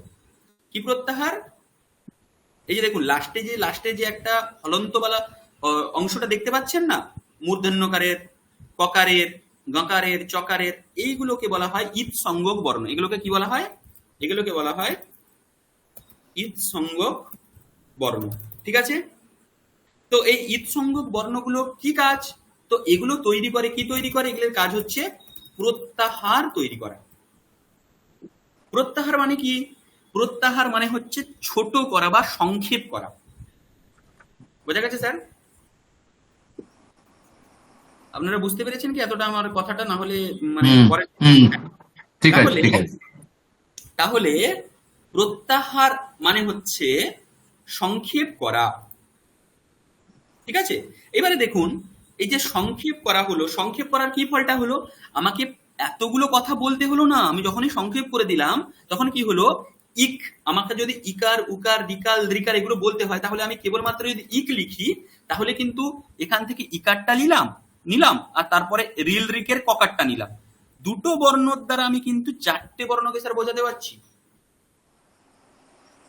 একইভাবে অকার থেকে শুরু করে প্রথম সূত্র, দ্বিতীয় সূত্র, তৃতীয় সূত্র, চতুর্থ সূত্র, চারটেতে যতগুলো বর্ণ আছে সেই বর্ণগুলোকে যদি আমি একবার বলতে চাই এককালীন, তাহলে আমি যদি খালি অচ লিখি তাহলে কি হয়ে যাবে স্যার? সমস্ত স্বরবর্ণগুলোকে বোঝানো হয়ে যাবে। বোঝা গেছে? ঠিক একইভাবে আমি যদি সমস্ত বর্ণ, যত বর্ণ আছে, ব্যঞ্জন বর্ণ আছে, কোথায় চলে গেল, সমস্ত ব্যঞ্জন বর্ণগুলোকে বোঝাতে চাই, তাহলে যদি আমি এরকম হল লিখি, তাহলে দেখুন হয় বরর থেকে শুরু করে লাস্টের যে হল সূত্র ছিল সবগুলোকেই কিন্তু ওটা বুঝিয়ে দেবে। আচ্ছা, এবার এই বোঝা গেল যে ব্যাকরণ কৌমুদীতে এই অচ হল এইগুলো দেখতাম, এখন তার মানেটা এখানে বোঝা যাচ্ছে। বোঝা গেছে? মানে হুম ও কি করছে, সংক্ষেপ করে দিচ্ছে। সংক্ষেপ করে দেওয়া মানে আমি টোটাল ব্যঞ্জন বর্ণগুলোর জন্য ব্যঞ্জন শব্দটা ব্যবহার করলাম না, আমি হ, য়, ব, র, ল, ইয়, ম, ণ, ছ, ভ এগুলো উচ্চারণও করলাম না, আমি কি করলাম, হকার থেকে নিলাম, এখানে লকার নিলাম, দুটো মিলিয়ে হল তৈরি করে দিলাম, হয় বড়টের হ আর লাস্টের হলের ল দিয়ে, তার মধ্যে কি হয়ে গেল, সমস্ত ব্যঞ্জন বর্ণ চলে এলো। সমস্ত স্বরবর্ণকে যদি আমার বোঝাতে হয় তাহলে আমি কি করলাম, অচ করে দিলাম। ঠিক আছে, এইবারে দেখুন সূত্রের মহিমাটা কি হয়ে গেল, তাতে তিনটে, টোটাল সূত্রে কিন্তু বেশি নয়, ছটা ব্যঞ্জন বর্ণ আছে আর দুটো বা তিনটে স্বরবর্ণ আছে, মানে টোটালটা মিলে আমাদের 5-6টা 6-7টা অক্ষরেই কিন্তু কাজটা হয়ে গেল। সেটা যদি না হতো, এই প্রত্যাহারটা যদি আমি না তৈরি করতে পারতাম, তাহলে আমাকে কিন্তু সূত্রটা কেমন বলতে হতো, ইকার উকার রিকাল রিকারের পরে যদি অকার ইকার উকার এগুলো থাকে, তাহলে ইকারের স্থানে ইয়র করো। বোঝা গেছে? তাহলে কত বড় সূত্রের স্বরূপটা হলো, সেই স্বরূপটাকে ছোট করে দিল এই প্রত্যাহারগুলো। বুঝতে পেরেছেন? প্রবলবাবু বুঝতে পেরেছেন? আহ, হ্যাঁ মানে অনেকটা অব্দি বুঝেছি, এই প্রত্যাহার অব্দি বুঝেছি আর কি, কিন্তু ওই আর মানে কি। প্রত্যাহার অংশটা বুঝতে পেরেছেন কি? প্রত্যাহার মানে হচ্ছে হুম, সংক্ষেপ করা, হ্যাঁ সংক্ষেপ করা। যেরকম আমি বললাম অচ মানে পুরো শব্দগুলোকে আমাকে বারবার বলতে হচ্ছে না, আমি বারবার অচ মানে আমি অকার ইকার উকার রিকাল ত্রিকার একার ওকার ঐকার ঔকার না বলে আমি যদি খালি অচ বলে দিই, তাহলেই কিন্তু পুরো হ্যাঁ, অংশটা পুরো বোঝা। স্বরবর্ণ এসে গেল, রাইট। ঠিক আছে, যেরকম ভাবে আমরা লোকে, আমি যদি একটা কিন্তু গরু, এখানে স্যার একটা শর্ত, আপনাকে ওই ঈদ সংজ্ঞক গুলো বাদ দিতে হচ্ছে। অচ বললে হ্যাঁ হ্যাঁ হ্যাঁ হ্যাঁ ওটা আমি বলবো। নটা দিচ্ছি না, কটা না না নিচ্ছি না, না আর কি, হ্যাঁ ওই তাই না? জন্যই ওগুলোতে ওই জন্যই হলন্ত দেওয়া আছে, ওগুলোকে নেওয়া যাবে না, মানে যখন আমরা নিয়মে ঢুকে যাব ওটা তখন। তো অর্ধে। ঠিক আছে, ওটাকে ঈদ সংজ্ঞক বলা হচ্ছে, এর কারণেই তাকে নেওয়া যাবে না, এরকম করে নিয়মে চলে আসবে। হুম, আমরা যেরকম লোকে গরু বললে একটা শব্দ ব্যবহার করি গরু, আমরা সেখানে বলি না চার পদ বিশিষ্ট প্রাণী, যার দুটো কান আছে, যার দুটো নাক আছে, এরকম একজনের ডেসক্রিপশন করে তাকে নিয়ে এসো, এরকমটা বলি না, আমরা বলি গরু নিয়ে এসো। সেরকম ভাবে এখানেও কি করি, আমরা পুরো অংশটাকে বারবার আমরা প্রত্যেকটা না না বলে আমরা কি করলাম, এখান থেকে একটা নিলাম, ওখান থেকে একটা নিলাম, দিয়ে যতটা আমার বলার কথা ততটা আমি বলে ছোট্ট করে দিলাম, শর্ট করে দিলাম। ওটাকেই প্রত্যাহার বলে। প্রত্যাহার শব্দটার অর্থই হচ্ছে সংক্ষেপ করা। আচ্ছা স্যার, এখানে একটা কথা বললাম তো, যে এই যে আহ, মানে মূর্ধন্যয়ে হসন্ত হয়। আচ্ছা, তো মূর্ধন্য প, ম আর চ, এইটা এইগুলোর সঙ্গে লেগেছিল এখানে, এগুলো তো সবকটাই স্বরবর্ণ, তার সঙ্গে মানে এইগুলো এগুলো তো লাস্টে। ব্যঞ্জন বর্ণ। না না, তা বলছি না, এই যে অ, অ, ই, উ, এই হ্যাঁ তিনটে তো স্বরবর্ণ, তার সঙ্গে এরকম ব্যঞ্জন বর্ণ লেগেছিল কেন? হ্যাঁ, এইটাই তো পানিনি, মানে এইটা মূলত হচ্ছে এই যে মহেশ্বরের ডমরু থেকে যেটা বেরোলো, ও আচ্ছা আচ্ছা, সেটা এই ওকে। মূর্ধন্যকার ককার ngকার চকার টকার ণকার মকার এগুলোই বেরোলো। আচ্ছা আচ্ছা, ওকে ওকে। বোঝা গেছে?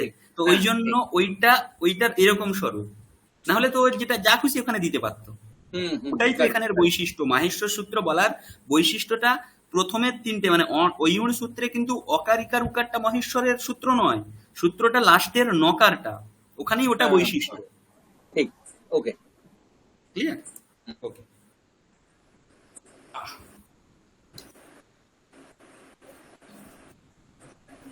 হ্যাঁ, কি বলছিলাম আমরা? আচ্ছা, এই অংশটা হলো। এবার এখানে অনেক কটা শ্লোক আছে, ঠিক আছে? এই শ্লোকগুলো কি করবো, উচ্চারণ করাবো না কি করবো এগুলোকে? আচ্ছা, একজন একজন করে একটা করে শ্লোক পড়ুন তো। মঞ্জু মঞ্জু ম্যাম এটা পড়ুন তো, প্রথমেরটা কি আছে? আমি একবার বলছি, আপনারা শুনুন। হ্যাঁ, আপনারা নিজেরাই উচ্চারণ করুন, কাউকে বলতে হবে না। येनाक्षरं न येनाक्षरसमाम्नायम् अधिगम्य महेश्वरात् कृत्स्नं व्याकरणं प्रोक्तं तस्मै पाणिनये नमः। येनाक्षरसमाम्नायम् अधिगम्य महेश्वरात् कृत्स्नं व्याकरणं प्रोक्तं तस्मै पाणिनये नमः। এটা একটা। अज्ञानान्धस्य लोकस्य ज्ञानाञ्जनशलाकया चक्षुरुन्मीलितं येन तस्मै पाणिनये नमः। अज्ञानान्धस्य लोकस्य ज्ञानाञ्जनशलाकया चक्षुरुन्मीलितं येन तस्मै पाणिनये नमः। पाणिनीयं शब्दशास्त्रं पदसाधुत्वलक्षणं पाणिनीयं शब्दशास्त्रं पदसाधुत्वलक्षणं सर्वोपकारकं ग्राह्यं कृत्स्नं त्याज्यं न किञ्चन। सर्वोपकारकं ग्राह्यं कृत्स्नं त्याज्यं न किञ्चन। पाणिनीयं शब्दशास्त्रं पदसाधुत्वलक्षणं सर्वोपकारकं ग्राह्यं कृत्स्नं त्याज्यं न किञ्चन। नृत्तावसाने नटराजराजो ननादढक्कां नवपञ्चवारम् उद्धर्तु कामः सनकादिसिद्धान् एतद् विमर्शे शिवसूत्रजालम्। नृत्तावसाने नटराजराजो ननादढक्कां नवपञ्चवारम् उद्धर्तु कामः सनकादिसिद्धान् एतद् विमर्शे शिवसूत्रजालम्। सिंहो व्याकरणस्य अच्छा, सिंहो व्याकरणस्य कर्तुरहरत् प्राणान् प्रियान् पाणिनेः। मीमांसाकृतमुन्ममाथ सहसा हस्तिमुनिं जैमिनिं। छन्दोज्ञाननिधिं जघानमकरो बेलातटे पिङ्गलम्। अज्ञानावृतचेतसा मतिरुषां कोऽर्थस्थिरश्चां गुणैः। सिंहो व्याकरणस्य कर्तुरहरत् प्राणान् प्रियान् पाणिनेः। मीमांसाकृतमुन्ममाथ सहसा हस्तिमुनिं जैमिनिं। छन्दोज्ञाननिधिं जघानमकरो बेलातटे पिङ्गलम्। अज्ञानावृतचेतसा मतिरुषां कोऽर्थस्थिरश्चां गुणैः। पाणिनिं सूत्रकारञ्च भाष्यकारं पतञ्जलिं। पाणिनिं सूत्रकारञ्च भाष्यकारं पतञ्जलिं। वाक्यकारं वररुचिं प्रणतोऽस्मि मुनित्रयं। वाक्यकारं वररुचिं प्रणतोऽस्मि मुनित्रयं। पाणिनिं सूत्रकारञ्च भाष्यकारं पतञ्जलिं। वाक्यकारं वररुचिं प्रणतोऽस्मि मुनित्रयम्। আচ্ছা, এটা উচ্চারণ করলাম কেন, আপনারা ভিডিওটা দেখেও পরে উচ্চারণটা করতে পারবেন ওই কারণে। আচ্ছা, এই যে শ্লোকটা, এগুলো আশা করি বাকিগুলো বুঝতে পেরেছেন। এইটা দেখুন, বলছে সিংহ ব্যাকরণস্য কর্তুঃ আহরৎ প্রাণান প্রিয়ান পাণিনিঃ। বললাম কিছুক্ষণ আগে যে পাণিনির হত্যা করেছিল কে? সিংহা। ঠিক আছে, ব্যাকরণের যে কর্তা পাণিনি, ওনাকে মেরে ফেলেছিল কে? সিংহ। ঠিক একইভাবে মীমাংসা কৃতমুন মমাথ সহসা হস্তি মুনিম জৈমিনী। মীমাংসার যে কর্তা, মীমাংসা শাস্ত্র আছে, মীমাংসা শাস্ত্রের যে কর্তা জৈমিনী, মীমাংসা সূত্র তৈরি করেছিলেন তিনি, সেই শাস্ত্রের কর্তাকে হঠাৎ হাতি মেরে ফেলে। ঠিক আছে, হাতি মেরে ফেলে। ছন্দো জ্ঞান নিধিম জঘান মকরো বেলা তটে পিঙ্গলম। বেলা নদীর তীরে পিঙ্গলাচার্য, ছন্দশ শাস্ত্রের রচয়িতা, বললাম যে ছন্দস সূত্র তৈরি করেছিলেন, তাকে মেরে ফেলেছে কে? মকরহ, কুমির। এবারে বলছে অজ্ঞানাবৃত চেতসাম অতিরুষাম কোর্থস তিরশ্চাম গুণৈহি। বলছে যারা অজ্ঞানের দ্বারা অন্ধ, যে সমস্ত প্রাণীরা অজ্ঞানের দ্বারা অন্ধ, মানে তাদের কাছে এই সমস্ত গুণের কোনো তাৎপর্য নেই। মানে এই যে পানিনি, জৈমিনী, পিঙ্গল, এরা যে কতটা প্রতিভাবান ছিলেন এবং কি কি তৈরি করেছেন তারা, সেই সমস্ত যে তাদের গুণ বৈশিষ্ট্যগুলো এই প্রাণীগুলোর ক্ষেত্রে, যারা এই যে সিংহ, হাতিয়ার, কুমিরের ক্ষেত্রে সেই গুণের কোনো দাম নেই। এটাই বলছেন যে অজ্ঞানাবৃত চেতসাম, যাদের হৃদয় অজ্ঞানের দ্বারা আবৃত, তারা গুণীর কদর করতে জানে না, তাদের কাছে ওই গুণগুলো বেকার গুণ, মানে গুণই নয়, এরকম একটা ব্যাপার। বোঝা গেছে স্যার? আপনার এই অংশটা দেখে নেবেন, যদি উচ্চারণ করতে হয় আমরা দিলে আগের দিকে যাই। স্যার এখানে এই অজ্ঞানা বৃত চেত সাম তিরুসাম অব্দি তো ঠিক আছে, তার পরেরটাই কি লেখা আছে? को अर्थः तिरश्चाम गुणैः। कः अर्थः तिरश्चाम गुणैः, যাদের গুণ রয়েছে, হ্যাঁ হ্যাঁ, ও অর্থ তিরশ্চাম, আচ্ছা আচ্ছা, তিরশ্চাম গুণৈः, যাদের গুণ রয়েছে তাদের সেই গুণের সঙ্গে এদেরই বা কি কাজ? হুম, ঠিক আছে। আচ্ছা, এখানে দেখুন একটা কথা আমি ঠিক বললাম, অর্থটা তো বলে দিলাম।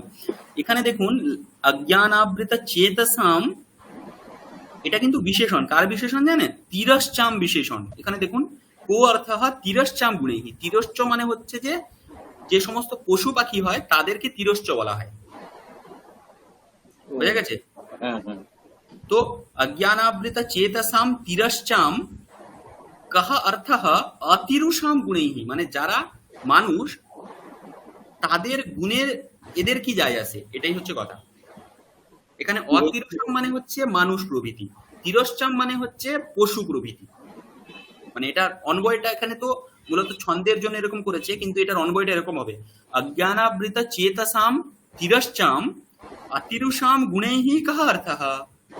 মানে অজ্ঞানাবৃত যারা প্রাণী প্রভৃতি, তিরশ্চাম মানে জন্তু, তারা অতিরশ্চাম যে মানুষ আছে তাদের গুণের সঙ্গে তাদের কি বা সম্পর্ক, মানে তাদের কাছে গুণ থাক বা নাই থাক, তাদের তাতে কিছু যায় আসে না, এটাই হচ্ছে অর্থ। হুম হুম, রাইট। আচ্ছা, তাহলে আজকে যেটা পড়লাম ওই অংশটা আপনারা গৃহকার্য করবেন। আর যারা পাঠিয়েছেন আজকে গৃহকার্য, তাদেরটা আমি দেখে পাঠিয়ে দেবো আজকে বা কালকে।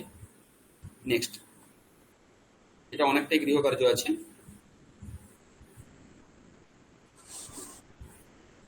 হুম, বাবারে।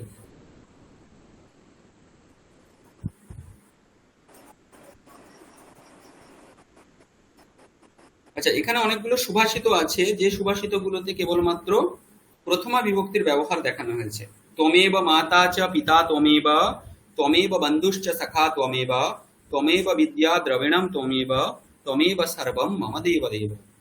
माता शत्रु पिता वैरी येन बालो न पाठितः, न शोभते सभा मध्ये हंस मध्ये बको यथा। जनिता चोपनेता च यश्च विद्यां प्रयच्छति, अन्नदाता भयत्राता पंचैते पितरः स्मृताः।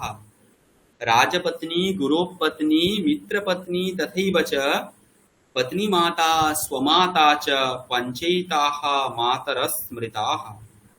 माते वरक्षति पिते वहिते नियुङ्क्ते, तान्ते वचाभिरमयत्यपनीय खेदम्।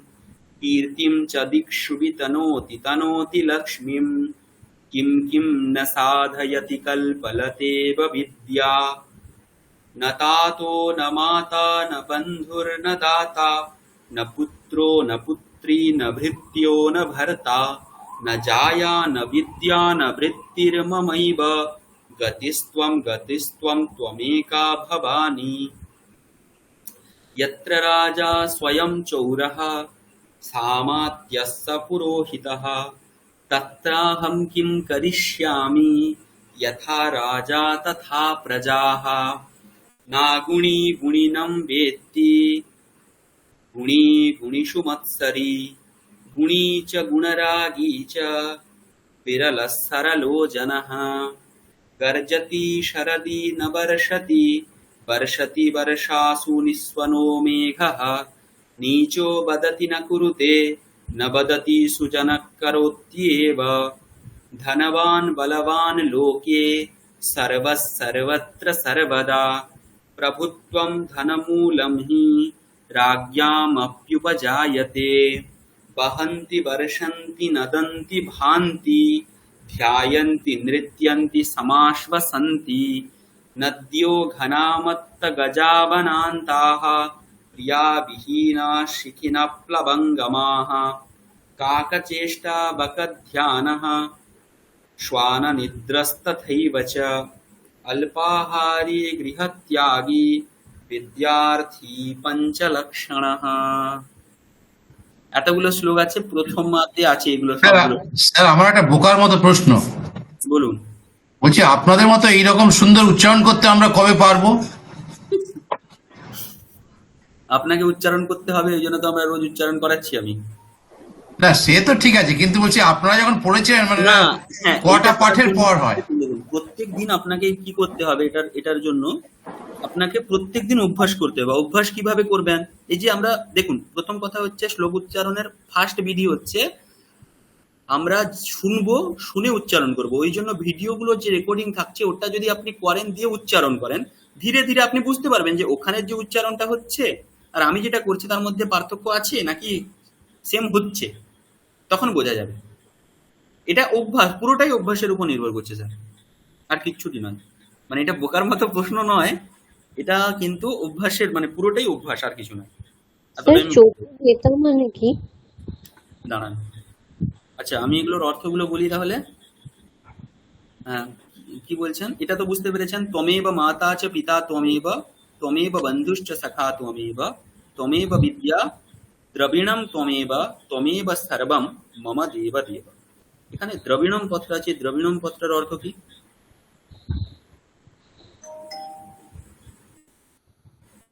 এই শ্লোকটা সবাই শুনেছেন তো?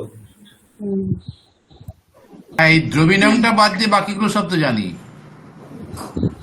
আচ্ছা, এখানে দ্রবিণ শব্দটার অর্থ হচ্ছে কোষ। তমেব বিদ্যা দ্রবিণম তমেব, দ্রবিণ শব্দ তাহলে দ্রবিণ শব্দের অর্থ হচ্ছে দ্রবতি গচ্ছতি, বল, বল বা শৌর্য, ঠিক আছে, শক্তি। তুমি আমার বিদ্যা, তুমি আমার শক্তি। মাতা শত্রু পিতা বৈরী येन बालो न पालितः पाठितः न शोभते सभा মধ্যে হংস মধ্যে বকো যথা। বলছে সেই মাতা শত্রু আর পিতাও হচ্ছে শত্রু, বৈরী শব্দেরও শত্রু অর্থ, হ্যাঁ, বৈরীন প্রাতিপদিক। সেই মাতাও শত্রু আর সেই পিতাও শত্রু। কার শত্রু? বালকের শত্রু, যে বালককে, নিজের পুত্রকে পড়ায়নি, ঠিক আছে, যে মাতা পিতা তার নিজের পুত্রকে পড়ায়নি, শিক্ষা দেননি, তারা ওই বালকটারই শত্রু। কেন? না শোভতে সভা মধ্যে, সেই রকম বালক সভাতে বিরাজ করতেই পারে না। যেমন হাঁসেদের মধ্যে, রাজহাঁসেদের মধ্যে বকের খালি কি আছে? সাদা দেহটা আছে, মানে দেখতে থাকে সাদা, আর কিছু না, কিন্তু তার মধ্যে হাঁসের কোনো বৈশিষ্ট্যই নেই। হাঁসকে উৎকৃষ্ট বলা হয়, সেই জন্য তার বাহন হচ্ছে সরস্বতী দেবীর বাহন হাঁস, রাজহংস। বকের কিন্তু ওই বৈশিষ্ট্যটা নেই। তো এখানেও সেই যে পুত্রটা, যে পুত্রটাকে তার পিতামাতা শিক্ষা দেননি, সেই পুত্র সভার মাঝখানে যেন বকের মতো। মানুষ, সেও মানুষ, এরাও মানুষ, কিন্তু ওরা উৎকৃষ্ট, এরা নিকৃষ্ট। এটাই জনিতা চোখ। একটা প্রাসঙ্গিক একটা প্রশ্ন এলো, আমি জিজ্ঞাসা করছি। হ্যাঁ, আজকে আমি ক্লাস 8-এর সংস্কৃত নেই, তো আমি হচ্ছে সেই কথামালার গল্পে ছিল না যে একটা সিগাল আর একটা চঞ্চু, মানে বকের মধ্যে বন্ধু হয়েছিল, সারস পড়েছিলাম আমরা। এখানে বকহ লেখা ছিল যে বকহ আর সিগালহ অস্তি, কিন্তু তারপরে একটা জায়গায় এই বক শব্দটা এলো। তাহলে কখনো ব ক বিসর্গ ছিল বকহ, কখনো এলো ব কয় ওকা বক, এ দুটোর পার্থক্য কি? হ্যাঁ, না না, পার্থক্য নেই, কিছু পার্থক্য নেই। এখানে বক যেটা আছে এটা ইয়কার পরে আছে না, এটা সন্ধি হয়ে গেছে। মূলত শব্দটা বকহ, বাক্যাহ মানে এটা হচ্ছে শব্দ, ঠিক আছে, প্রথম আর এক বচন। যখন আর সন্ধি হয়ে যায় তখন ওটা ওকার হয়ে যায়। এই যে অন্ত্যেষ্ঠ জকারটা ছিল বলে ওখানে ওকার হয়ে গেছে। ম্যাম আর কিছু না। আচ্ছা। ঠিক। जनिता चोपनीता च यश्च विद्यां प्रयच्छति अन्नदाता भयत्राता पञ्चैते पितरः स्मृताः। এই পাঁচজনকে পিতা বলা যেতে পারে বা পিতার তুল্য বলা যেতে পারে। কাদেরকে? জনিতা, যিনি জন্ম দিচ্ছেন তিনি পিতা। উপনেতা, উপনেতা মানে যিনি পালন করছেন। यश्च বিদ্যাম প্রয়চ্ছতি, আর যিনি বিদ্যাদান করছেন মানে গুরু। অন্নদাতা, যিনি অন্ন দিচ্ছেন, অন্নদান করছেন, খাওয়া। এটা কি সন্ধি হয়ে চ উপনেতা হয়ে চৌপনেতা হয়েছে, তাই তো? ঠিক ঠিক ঠিক। ভয়ত্রাতা, আর যিনি ভয় থেকে রক্ষা করেন, ঠিক আছে, ভয় থেকে যিনি অভয় দান করেন, এই পাঁচজনকে পিতা বলা হচ্ছে। রাজপত্নী, গুরোহ পত্নী, মিত্রপত্নী তথৈব চ। রাজপত্নী, গুরুর গুরুর পত্নী, রাজার পত্নী, মিত্রপত্নী, বন্ধুর স্ত্রী, তথৈব চ পত্নী মাতা। পত্নীর মাতা মানে শাশুড়ি, যেটাকে আমরা বলি, স্বমাতা, নিজের মাতা। এদের পাঁচজনকে আমরা মাতা রূপে জানবো। এরপরে বলছে নেক্সট শ্লোকটাতে বিদ্যার মাহাত্ম্য বলা হচ্ছে। মাতেব রক্ষতি পিতেব হিতে নিয়ুঙ্ক্তে। বিদ্যা কেমন বলা হচ্ছে যে ও মাতার মতো রক্ষা করে আর পিতার মতো ভালো কাজে আমাদেরকে নিযুক্ত করে। মানে এটা করা উচিত, এটা করা উচিত নয়, এটা বলে পিতার মতো আমাদেরকে ভালো কাজে নিযুক্ত করে। কান্তে বা চাপি হিত রমায়তি অপনীয় খেদম। কান্তা মানে পত্নী, কান্তা শব্দের অর্থ স্ত্রী। যেরকম রমাকান্ত, কান্ত মানে ওখানে রমার কান্ত মানে পতি, কান্তা মানে স্ত্রী, ঠিক আছে। কান্তা ইব চ অভিরময়তি অপনীয় খেদম। খেদম মানে স্ত্রীরা যেমন বিভিন্ন ধরনের মানে তার স্বামীকে কোনো কাজে প্রবৃত্ত করার জন্য যেমন মধুর মধুর কথা বলে তাকে ওই কাজে প্রবৃত্ত করে, ঠিক একইভাবে কান্তার মতো, এটা হচ্ছে স্ত্রীদের এটা বৈশিষ্ট্য যে ওরা এখানে একটা কথা বলি, দেখুন আমরা আমাদের কাছে অনেক রকম শাস্ত্র আছে, বেদ শাস্ত্র আছে, পুরাণ শাস্ত্র আছে, সাহিত্য শাস্ত্র আছে। এবারে বলা হয় কি, এই বেদ যেটা, বেদ আপনাকে ভালো খারাপ ওটার বিচার করায়, আপনাকে বলে, কিন্তু কিভাবে বলে বলুন তো?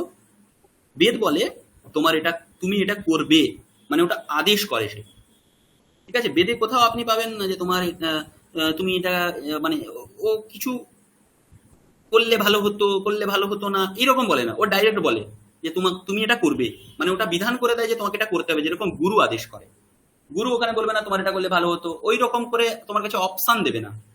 যে প্রকৃত গুরু সেরকম অপশন দেবে না, মানে যখনই তুমি অপশন দিচ্ছ তখনই সেখানে যে ছাত্র তার এটা কর্তব্য অকর্তব্যের মধ্যে একটা ব্যাপার চলে আসছে, যেটা আমি করতেও পারি নাও করতে পারি, অপশন চলে আসছে।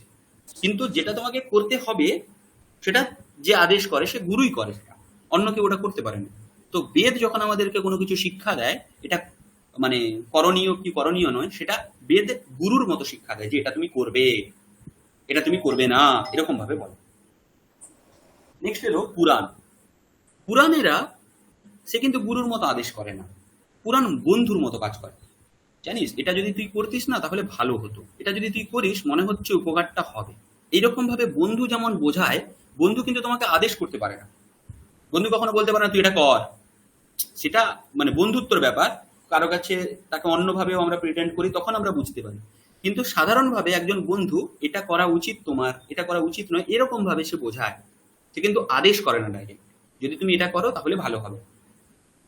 তো আমাদের কাছে যে পুরাণগুলো আছে, ইতিহাসগুলো মানে পুরাণ যেগুলো অষ্টাদশ পুরাণ প্রভৃতি, তারা কিন্তু আমাদেরকে এইভাবেই বোঝায়। সেই জন্য পুরাণগুলো হচ্ছে আমাদের কাছে মিত্রবর, মিত্রতুল্য। নেক্সট হচ্ছে সাহিত্য শাস্ত্র, কাব্যশাস্ত্র। কাব্যশাস্ত্র কিন্তু ও আদেশও করে না, আর আপনাকে একটা অন্যভাবে বোঝায় বিষয়টাকে, মানে নীতিপথে নিয়ে যাবে আপনাকে, কিন্তু ওরা কান্তার মতো করে, মানে স্ত্রীর মতো করে। স্ত্রীরা যেমন অন্যভাবে তাদের একটা পদ্ধতি থাকে যে এইটা সে যদি এটা করাতে চায় তাহলে ওটা সে করাবেই, কিন্তু তার পদ্ধতিটা অন্যরকম। আপনারা আশা করি বুঝতে পারছেন, সবাইকে বুঝতে পারছেন ব্যাপারটা। মানে ওই সেই মানে সেই মধুর ভাব আর কি। হ্যাঁ হ্যাঁ হ্যাঁ, মানে ওখানে আদেশেরও কিছু নেই, কিন্তু একটা মানে ওদের একটা পদ্ধতি আছে, যে পদ্ধতিটা সাহিত্যিকরা অবলম্বন করে, মানে সাহিত্যকে বলা হয় সাহিত্য কান্তা সম্মিত ভাবে আমাদেরকে উপদেশ করে। হুম। ঠিক আছে, ও কি করলো, পুরো গল্পটা পড়িয়ে দিল, সাহিত্যটা পুরো পড়িয়ে দিল, রামায়ণটা পুরো পড়িয়ে দিল। পড়িয়ে দেওয়ার পরে ওখান থেকে আমরা একটা নীতিবোধ পেলাম যে আমাদেরকে জীবনে রামের মতো যেতে হবে, রাবণের মতো যেতে হবে না। এই যে কৃত্যাকৃত্য বোধটা, এটা সাহিত্য বোঝায়, কিন্তু তার স্টাইলটা আলাদা। ঠিক আছে, তো এই জিনিসটা কে করতে পারে, সাহিত্য করতে পারে। তো সেটাই বলছে যে কান্তা ইবচ অভিরময়তি খেদাম, আমাদের যে দুঃখটা সেটাকে এই বিদ্যা কি করে, কান্তার মতো দূর করে, মাতার মতো রক্ষা করে, পিতার মতো ভালো কাজে আমাদেরকে নিযুক্ত করে, আর কান্তার মতো স্ত্রীর মতো আমাদেরকে, আমাদের দুঃখটাকে দূর করে আমাদেরকে কি করে, আহ, আমাদের দুঃখটা দূর করে। হ্যাঁ, কীর্তিম চা দিক্ষু বিতানৌতি, আর কি করে, আমাদের যে কীর্তি, সেই কীর্তিটাকে চারদিকে ছড়িয়ে দেয়, 10 দিকে ছড়িয়ে দেয়। তানোতি লক্ষ্মীম, এবং লক্ষ্মী লাভ করায়। তো এই যে বিদ্যা, এই বিদ্যা কি কি সাধন করে না, অর্থ এই বিদ্যা সবকিছুই সাধন করে, আমাদের মাতার মতো রক্ষা করে, পিতার মতো ভালো কাজে নিযুক্ত করে, আমাদের দুঃখ দূর করে কান্তার মতো, সঙ্গে সঙ্গে সে আমাদেরকে কি করে, আমাদের কীর্তি চারদিকে ছড়িয়ে দেয়, তার সঙ্গে সঙ্গে লক্ষ্মী লাভ করিয়ে দেয়। এই সমস্ত কাজগুলো বিদ্যা করে। নেক্সট, না তাতো না মাতা না বন্ধুর না দাতা না পুত্র না পুত্রী না ভৃত্য না ভর্তা না জায়া না বিদ্যা না বৃত্তির মমৈব গতিস্তম গতিস্তম তম একা ভবানী। ঠিক আছে, ভবানী দেবী দুর্গাকে বলা হচ্ছে যে তুমি আমার একমাত্র গতি, আমার বাবা মা বন্ধু এরা আমার গতি নয়, তুমি আমার একমাত্র গতি। ঠিক আছে, অর্থগুলো বুঝতে পেরেছেন এখানে? স্যার এই শেষেরটা তো শঙ্করাচার্যের এ থেকে নেওয়া না, হুম হুম হুম। নতা তো, কিন্তু বাকিগুলো বুঝতে পারছি না কোন থেকে কোন শাস্ত্র থেকে এগুলো নেওয়া আসলে হয়েছে। দেখুন দেখুন, এগুলো আসলে কি হয়, মানে বিভিন্ন ভালো ভালো অনেক গ্রন্থ আছে, তো প্রত্যেক গ্রন্থেই সুভাষিত আছে, মহাভারতে অনেক সুভাষিত আছে। এবারে যেগুলো যেগুলো ভালো সেগুলো সংকলন করা হয়েছে, এগুলো রেফারেন্স আমাদের কাছে নেই, মানে আমি আপনাকে বলতে পারবো না, এটা যদি আমার পড়া থাকে তখন আমি বলতে পারবো, কিন্তু এগুলোর মধ্যে কোথা থেকে নেওয়া হয়েছে আমি একটাও জানি না। লাস্টের লাইনটার মানে কি হচ্ছে স্যার? গতিস্তম গতিস্তম গতিস্তম গতিস্তম তম একা ভবানী, হে ভবানী তুমি আমার একমাত্র গতি, তুমি আমার একমাত্র আমার গতি, গতি হ্যাঁ, ঠিক। একমাত্র তুমি দিতে পারবে, আমার বাবাও দিতে পারবে না, মাও দিতে পারবে না, বন্ধুও দিতে পারবে না, দাতাও দিতে পারবে না। হে ভবানী তুমি আমার গতি, এটাই। সেই यत्र राजा स्वयं चौरः स्थामात्यः स पुरोहितः तत्राहं किं करिष्यामि यथा राजा तथा प्रजाः। যেখানে রাজা নিজেই চোর, মন্ত্রীদের সঙ্গে, মানে মন্ত্রীরাও চোর আর পুরোহিতরাও চোর, রাজার মূল তো এই এরাই থাকে না, পুরোহিত আর মন্ত্রী, এরাই তো রাজাকে সৎ পরামর্শ দেয়, বিভিন্ন কাজে নিযুক্ত করে। তো এরাই যেখানে চোর, সেই রাজ্য থেকে আমি কি করব, যেখানে রাজা যেরকম প্রজারাও সেরকম। না গুণী গুণিনম বেত্তি গুণী গুণীষু মৎসরি গুণী চ গুণী গুণরাগী চ বিরলা সরলো জনঃ। বলছে অগুণী গুণিনম বেত্তি, যে অগুণী হয় মানে যার মধ্যে কোনো গুণ নেই, মানে যেমন ধরে নিন আমার কোনো আর্ট ভালো লাগে না, তো যে আর্টিস্ট সে একটা ছবি আঁকলো, একটা ভালো গান গাইলো বা কিছু করলো, তাতে আমার কিছু যায় আসে না, যেহেতু আমি সেই গুণের কদরই করতে জানি না। তো আমি অগুণী বলে যে গুণীর যে গুণটা, সেই গুণটাকে আমি যথার্থ মর্যাদা দিতে পারলাম না। সেটাই বলছে যে অগুণী ব্যক্তি গুণীকে ঠিকঠাক ভাবে জানতে পারে না, মানে তার গুণের ঠিকঠাক মর্যাদা দিতে পারে না। গুণী গুণী সুমৎসারী। আবার একটা ঘটনা হচ্ছে, দুজন যদি গুণী থাকে, মানে দুজনই ছবি আঁকছে, দুজনই ভালো ছবি আঁকে, তাহলে একে অপরকে হিংসে করে। মৎসরী মানে হিংসে করা। গুণী চা গুণের আগিচা। নেক্সট বলছে যে একজন গুণী আর সঙ্গে সঙ্গে সে গুণী হতে হতেও অন্যের গুণকে সে প্রশংসাও করছে, মানে সে আর্টিস্ট অন্য আর্টিস্টের প্রশংসাও করছে, সেম প্রফেশনে থেকে সেম লোকের আর্টটাকে দেখে হ্যাঁ এটা খুব ভালো হয়েছে, এইরকম ভাবে বলার লোক, এরকম সরল মানুষ খুবই কম, পাওয়া যায় না, বলতে পারেন বিরল। ঠিক আছে, ওই ব্যক্তি শব্দটা শুনেছিলাম, ভুলে গেছি, তার মানে কি ব্যক্তি? ব্যক্তি, ব্যক্তি মানে জানা জানা জানা। গুণিনাম বেত্তি না অগুণিহি, মানে যে গুণী না অগুণী মানে গুণ যার নেই সে গুণীকে জানে না, না বেত্তি, গুণীকে চিনতে পারে না মানে গুণীর গুণকে চিনতে পারে না, জানতে পারে না। বোঝা গেছে? গর্জতি শরদি না বর্ষতি, বর্ষতি বর্ষাসু নিঃস্বনো মেঘः, নীচো বদতি না কুরুতে ন বদতি সুজনः করত্যেব। গর্জতি শরদি না বর্ষতি, মেঘ, মেঘের ব্যাপারে বলা হচ্ছে মেঘ কেমন হয়, শরৎকালে মেঘ গর্জন করে কিন্তু বর্ষা করে না। ঠিক আছে? বর্ষাকালে মেঘ সবসময় আছে, শরৎকালের মেঘ গর্জন করে কিন্তু বর্ষা করে না। বর্ষাতি বর্ষাসু নিঃস্বনো মেঘः, কিন্তু বর্ষাকালের যে মেঘ সে মেঘটা বৃষ্টি করে, অনেক গর্জন করে না। মানে দুটোর মধ্যে পার্থক্য হচ্ছে শরৎকালের মেঘ গর্জন করে বৃষ্টি করে না, বর্ষাকালের মেঘ বৃষ্টি করে গর্জন করে না। নিচও বাদাতি না কুরুতে, যারা নিচ ব্যক্তি হয় তারা কি করে, সবসময় বলে আমি এটা করে দেবো, আমি সেটা করে দেবো, আমি এটা করে দেবো, এক্ষুনি আমার কাছে 1 কোটি টাকা ইনকাম করা আমার কাছে কোনো ব্যাপারই নয়, এরকম করে বলে। কিন্তু না কুরুতে, কিন্তু তারা কোনো কাজ করে না, বসে বসে পড়ে থাকে। না বাদাতি সুজনহা করত্যেবা, কিন্তু যারা সুজন তারা কি করে, তারা কাজ করে, কাউকে বলে না যে আমি এটা করব আমি সেটা করবো, এরকম করে বলে না, তারা কাজটাই করে। धनवान बलवान लोके सर्वः सर्वत्र सर्वदा प्रभुत्वं धनमूलं हि राज्ञाम् अपि उपजायते। এই সমাজের সবকিছুই সর্বহ সর্বত্র সর্বদা, এগুলো কি, এগুলো হচ্ছে ধনবান আর বলবান। বুঝা গেছে? ধনবান পুরুষ আর বলবান পুরুষ হচ্ছে এই সমাজের সবকিছু। প্রভুত্বম ধনমূলম হি রাজ্ঞাম अपि উপজায়তে। তো যারা বলবান হয় আর যারা ধনবান হয় তারা রাজাকেও অতিক্রম করে যায়, মানে রাজারাও তাদের শরণাপন্ন হয়। বোঝা গেছে? এখন বর্তমানে তাই হয় তো, যারা বিজনেসম্যান হয় তাদের কাছে অনেক শক্তি থাকে আর টাকা পয়সা থাকে, মানে গুন্ডা আর যারা বিজনেসম্যান মানে অনেক টাকা পয়সা খালি, তাদেরকে সবাই মানে তাদের আনুগত্য স্বীকার করে, এরকম আর কি। তো এইটা তো এখন হয়েছে, কিন্তু এই শ্লোকগুলো লেখা তো অনেক আগে, তার মানে তখনও ছিল। হ্যাঁ, তখন রাজার কথা, এই জন্য প্রত্যেকটা শ্লোকে আমরা রাজা রাজা দেখতে পাই। তখন তো রাজার ব্যাপারটা ছিল না, তখনও এরকম ধনিক ছিল, ব্যবসায়ীরা তো সবসময় আছে, বৈশ্য সম্প্রদায় সবাই সবসময় আছে। অ্যাকচুয়ালি এখন যা যা চলছে মহাভারতে আপনি সব পাবেন, সেগুলো সবই আগেও ঘটেছিল। না না, ঠিক ঠিক, একদম ঠিক কথা। পরিস্থিতি খালি জায়গাটা বদল হয়ে গেছে, এর জায়গায় এই একটা চলে এসেছে, কিন্তু আপনি যদি মানে আগের মতো ব্যবস্থা চিন্তা করেন তাহলে কিন্তু ওটাই, খালি সিস্টেমটা আলাদা। সিস্টেমটা আলাদার জন্য আমাদের কনফিউশন হয়েছে, না ওগুলো ছিল না, কিন্তু না ওটা ছিল, সবকিছুই ছিল। সবসময় সমাজে দুষ্কৃতি ছিল, সবসময় সমাজে ধনবান ব্যক্তি ছিল, সবসময় লোভী ছিল। এগুলো তো এক একটা গুণ না, এগুলো মানুষের মধ্যে থাকে, এগুলো তো মানুষ মানে যার মধ্যে থাকে চিরকাল ধরে আছে। এবারে খালি মানুষ চেঞ্জ করে, ওরা ওই গুণগুলো, এই দোষগুলো, লোভ কাম ক্রোধ, এগুলো খালি মানুষ চেঞ্জ করে। যখন মানুষ চেঞ্জ করে সেই স্থানে যে থাকে তাকে আমরা সেভাবে দেখতে পাই, সমাজ সেভাবে পরিবর্তন হয়, কিন্তু সমাজেরা সবসময় থাকে।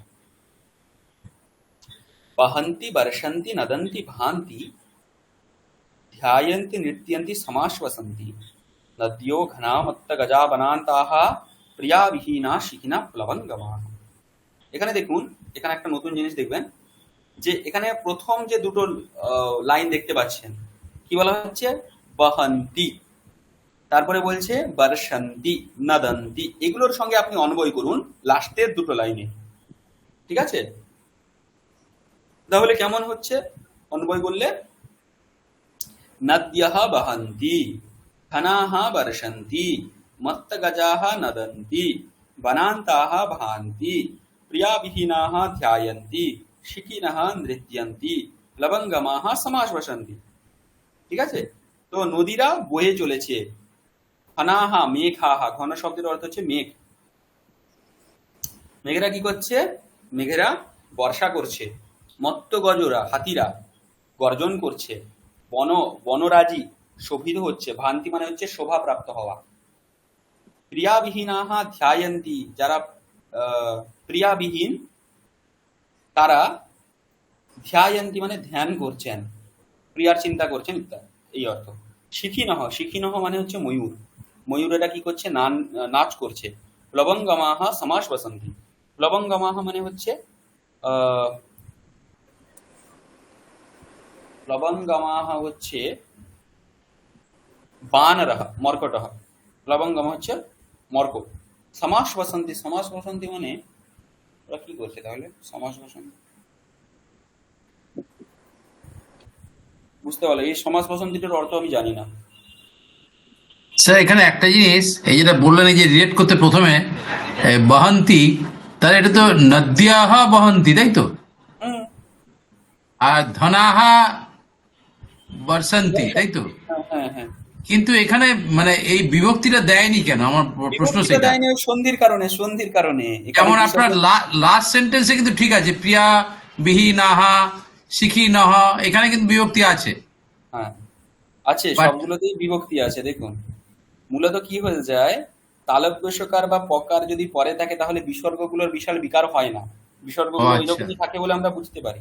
বাদ বাকি হুম। ক্ষেত্রে এই যে এখানে দেখুন ওকার হয়ে গেছে, এটা এখানে দেখুন বিসর্গটা চলে গেছে, এগুলো সন্ধির ফল, আর কিছু না, ও সন্ধির ফল, ও আচ্ছা।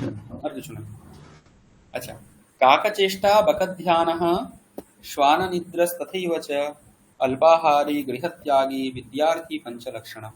এখানে বিদ্যার্থীর 5টা লক্ষণের কথা বলা হয়েছে, যারা পড়াশোনা করে তাদের 5টা লক্ষণ কি হওয়া উচিত, মানে তাদের 5টা বৈশিষ্ট্য কি হওয়া উচিত। এক হচ্ছে কাকের মতো চেষ্টা করবে তারা। কাক যেমন এই যে আমরা গল্পটা পড়েছিলাম না, ওই যে এই কুয়োর নিচে জল ছিল, সেখানে পাথর ঢুকিয়ে ঢুকিয়ে জল এ করেছিল, এবারে মানে সে জলটা পাওয়ার জন্য অনেক চেষ্টা করছে, তো বিদ্যার্থীকেও সেরকম হতে হবে। বাকা ধ্যানম, বক যেমন একটা মাছ ধরতে গেলে অনেকক্ষণ দাঁড়িয়ে থাকে, একটা পায়ে দাঁড়িয়ে থাকতে হলেও সে দাঁড়িয়ে থাকে, কিন্তু স্থির ভাবে দাঁড়িয়ে থাকে, যখনই সুযোগ পায় তখন ওটা ধরে। তো সেরকম ধ্যান করছে যেন, সেই বকের যে ধ্যান, সেই রকম ধ্যানটা বিদ্যার্থীরও হতে হবে। শ্বান নিদ্রাস্তাতে বাচা, শ্বান মানে হচ্ছে কুকুর। কুকুর যেমন নিদ্রা করে, একটু শব্দ হলে কুকুর সজাগ হয়ে যায়, ঠিক আছে?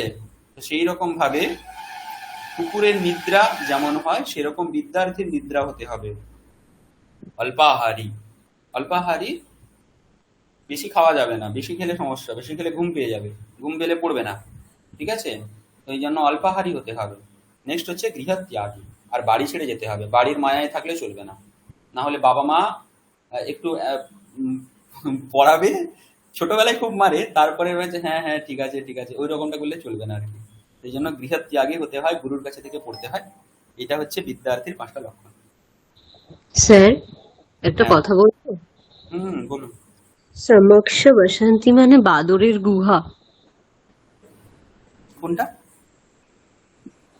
সমাস স- বসন্তি, হ্যাঁ, এটার কি অর্থ বললেন? বাদররা যে গুহায় থাকে সেই গুহা। কোথায় দেখলেন এটা? সম্ভবত আমি শুনেছিলাম এই না, শ্লোক। এটা তো একটা ক্রিয়াপদ। মানে দেখুন আর কি আপনি হলো, দেখছেন মানে হ্যাঁ আমারও ভুল হতে পারে। আমার, হ্যাঁ হ্যাঁ হ্যাঁ আমার মনে হচ্ছে তাই। বাদর যে গুহায় বাস প্লব- করে ওই দেখুন গুহা থেকে কি করে? প্লবাঙ্গমাহা সমাস বসন্তি, মানে হুম। সমাস বসন্তি মানে তারা একটা কিছু ক্রিয়া করছে, আশ বসন্তি মানে আশ্বাস পাওয়া। এবারে সমাস বসন্তির অর্থটা আমি ঠিক জানি না। আপনি বলছেন কি ওরা বাদুড়ের গুহা? যখন গুহাতে আশ্রয় নেয়, আমি এটা আচ্ছা সম্ভবত আচ্ছা আচ্ছা। বাল্মীকির কোনো স্তোত্র, মানে এটা আমি হ্যাঁ হ্যাঁ শুনেছিলাম। হ্যাঁ হ্যাঁ, বাল্মীকির কোনো একটা শ্লোকে আছে, এটা রামায়ণের সম্ভবত, আমার হ্যাঁ, এটা মনে হয়। আমি ওটা এখানে শুনেছিলাম। এখানে মূলত ওই বর্ষাকালের বর্ণনা করা হচ্ছে, যে হুম বর্ষাকাল এটা আছে যতদূর মনে হচ্ছে, এটা ওই সুন্দর কাণ্ডের আগে, যখন কিষ্কিন্ধা কাণ্ডে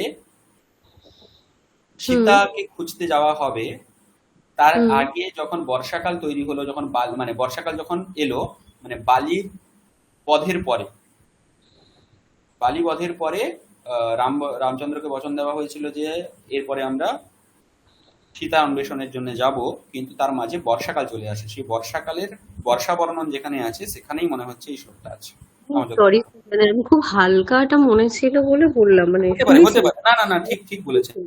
তাহলে এরা গুহাতে আশ্রয় নিচ্ছে, এরকম কিছু হবে হয়তো। ঠিক আছে, আমি ওকে দেখে বলবো নেক্সট দিন। হ্যাঁ স্যার, একটু দেখবেন তো। ঠিক ঠিক ঠিক। আপনি কিছু একটা প্রশ্ন করছিলেন। না, ওটা হয়ে গেছে, ওটা ওই সন্ধি হয়েছে, আপনি বলার পরে বুঝলাম ওই ওকে, শ্লোকটা ছিল। ঠিক আছে ঠিক আছে, ওকে। আচ্ছা, দেখুন এরপরে আমরা কি করব, আপনারা এই কথাটা পড়ে আসবেন, ঠিক আছে? পঞ্চতন্ত্রস্য কথামুখম, এখানে একটা ছোট্ট গল্প আছে, এই গল্পটা আপনারা নিজেরাই পড়ে নেবেন। হ্যাঁ, এখানে কি আছে, প্রথমা বিভক্তির প্রয়োগগুলো দেখানো হয়েছে। আমরা এর আগেও দেখলাম পাণিনির ওই যে প্যারাগ্রাফটা পড়লাম, ওটাতেও এরকম দেখলাম প্রথমা বিভক্তির প্রয়োগ, আর এটাতেও আছে প্রথমা বিভক্তির প্রয়োগ, এটা আপনারা পড়বেন। নেক্সট দিন থেকে আমরা দ্বিতীয় বিভক্তি পড়বো, দ্বিতীয় স্তবকে দ্বিতীয় বিভক্তি শুরু হচ্ছে, এই অংশটা আমরা দেখব। ঠিক আছে? আচ্ছা, আজকে যেটা করব সেটা হচ্ছে আমরা গীতা পাঠ করব। গীতা পাঠটা শুরু করব আজকে। হ্যাঁ, তো আপনারা শ্লোকগুলো দেখেছিলেন, ভিডিওগুলো মানে মনে হয়েছে, মুখস্থ হয়েছে বা কিছু? আমি গ্রুপেও পাঠিয়েছিলাম, ওটা খুলুন তাহলে আপনারা।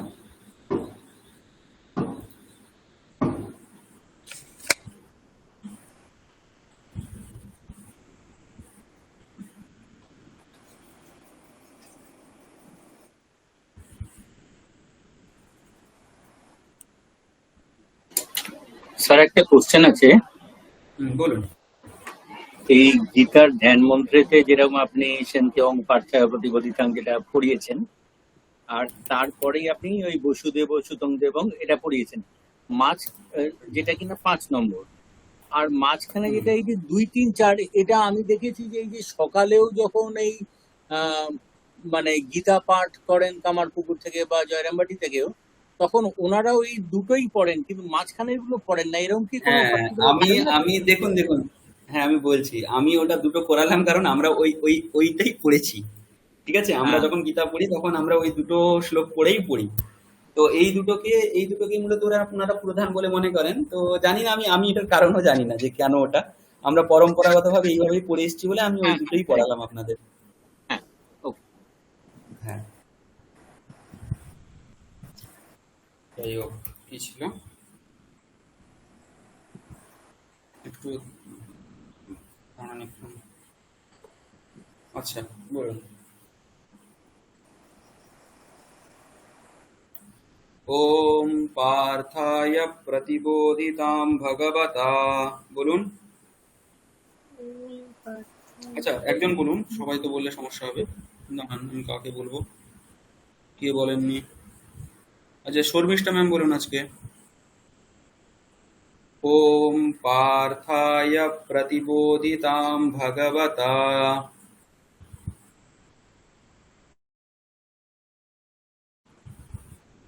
স্যার 1 মিনিট, আমি ওটা একটু ওয়েট করে নিই। আচ্ছা আচ্ছা।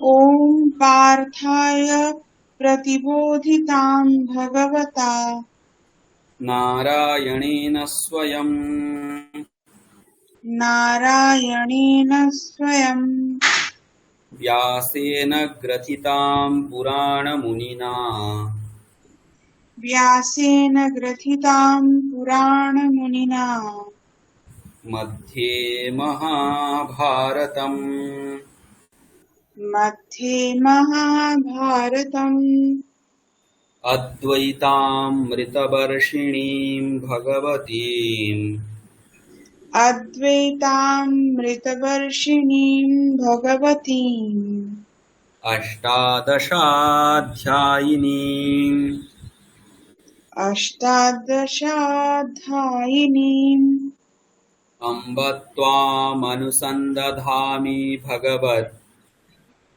अम्ब त्वामनुसन्दधामि भगवत् गीते भवद्वेषिणीम् गीते भवद्वेषिणीम् वसुदेवसुतं देवम् वसुदेवसुतं देवम् कंसचाणूरमर्दनम् कंसचाणूरमर्दनम् देवकी परमानन्दम् देवकी परमानन्दम् कृष्णं वन्दे जगद्गुरुम् कृष्णं वन्दे जगद्गुरुम् कृष्णं वन्दे जगद्गुरुम्। कृष्णं वन्दे जगद्गुरुम्।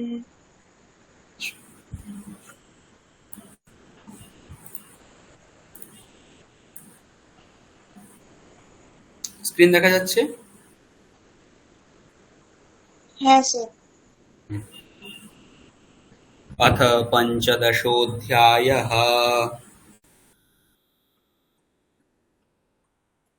বলুন। अथ पञ्चदशोऽध्यायः।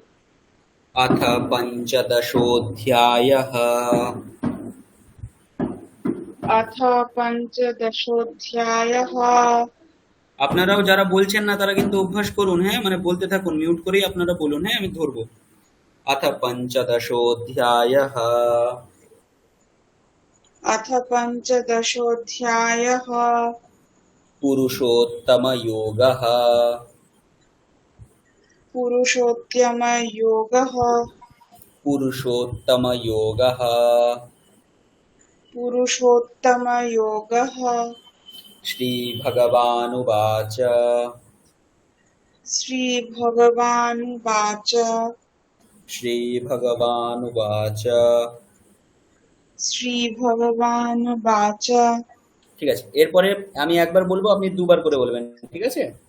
अच्छा। ऊर्ध्वमूलम् अधः शाखम्। ऊर्ध्वमूलम् अधः शाखम्। ऊर्ध्वमूलम्। ऊर्ध्वमूलम्। হ্যাঁ, হ্যাঁ, ঠিক ঠিক ঠিক বলুন। ऊर्ध्वमूलम् अधः शाखम्। ऊर्ध्वमूलम् अधः शाखम्। ऊर्ध्वमूलम् अधः शाखम्। ऊर्ध्वमूलम् अधः शाखम्। ऊर्ध्वमूलम् अधः शाखम्। ऊर्ध्वमूलम् अधः शाखम्। আরেকবার। ऊर्ध्वमूलम् अधः शाखम्। अश्वत्थम् प्राहुरव्ययम्। अश्वत्था। अश्वत्था प्रा। अश्वत्थम् अश्वत्थम् अश्वत्थम् प्राहुरव्ययम्। प्राहुरव्ययम्। अश्वत्थम् प्राहुरव्ययम्। अश्वत्थम् प्राहुरव्ययम्। अश्वत्थम् प्राहुरव्ययम्। अश्वत्थम् प्राहुरव्ययम्। अश्वत्थम् प्राहुरव्ययम्। আরেকবার। अश्वत्थम् प्राहुरव्ययम्। रव्ययम्। ऊर्ध्वमूलम् अधः शाखम्। ऊर्ध्वमूलम् अधः शाखम्। ऊर्ध्वमूलम् अधः शाखम्। ঊর্ধ্ব নয় ম্যাম, ঊর্ধ্ব বকার আছে একটা, হ্যাঁ। ऊर्ध्व। ঊর্ধ্বমূলम् अधः शाखम्। ऊर्ध्वमूलम् अधः शाखम्। ऊर्ध्वमूलम् अधः शाखम्। अश्वत्थम् प्राहुरव्ययम्। अश्वत्थम् प्राहुरव्ययम्। अश्वत्थम् प्राहुरव्ययम्। छन्दांसि यस्य पर्णानि। छन्दांसि यस्य पर्णानि। छन्दांसि यस्य पर्णानि। छन्दांसि यस्य पर्णानि। छन्दांसि यस्य पर्णानि। छन्दांसि यस्य पर्णानि। यस्तं वेद स वेदवित्। यस्तं वेद स वेदवित्। यस्तं वेद स वेदवित्। यस्तं वेद स वेदवित्। यस्तं वेद स वेदवित्। यस्तं वेद स वेदवित्। ঠিক আছে। छन्दांसि यस्य पर्णानि। छन्दांसि यस्य पर्णानि। छन्दांसि यस्य पर्णानि। यस्तं वेद स वेदवित्। यस्तं वेद स वेदवित्। यस्तं वेद स वेदवित्। ऊर्ध्वमूलम् अधः शाखम्। ऊर्ध्वमूलम् अधः शाखम्। ऊर्ध्वमूलम् अधः शाखम्। अश्वत्थम् प्राहुरव्ययम्। अश्वत्थं प्राहुरव्ययम् अश्वत्थं प्राहुरव्ययम् छन्दांसि यस्य पर्णानि छन्दांसि यस्य पर्णानि छन्दांसि यस्य पर्णानि यस्तं वेद स वेदवित्। यस्तं वेद स वेदवित् यस्तं वेद स वेदवित्। ঠিক। হ্যাঁ, মঞ্জু ম্যাম বলুন একবার।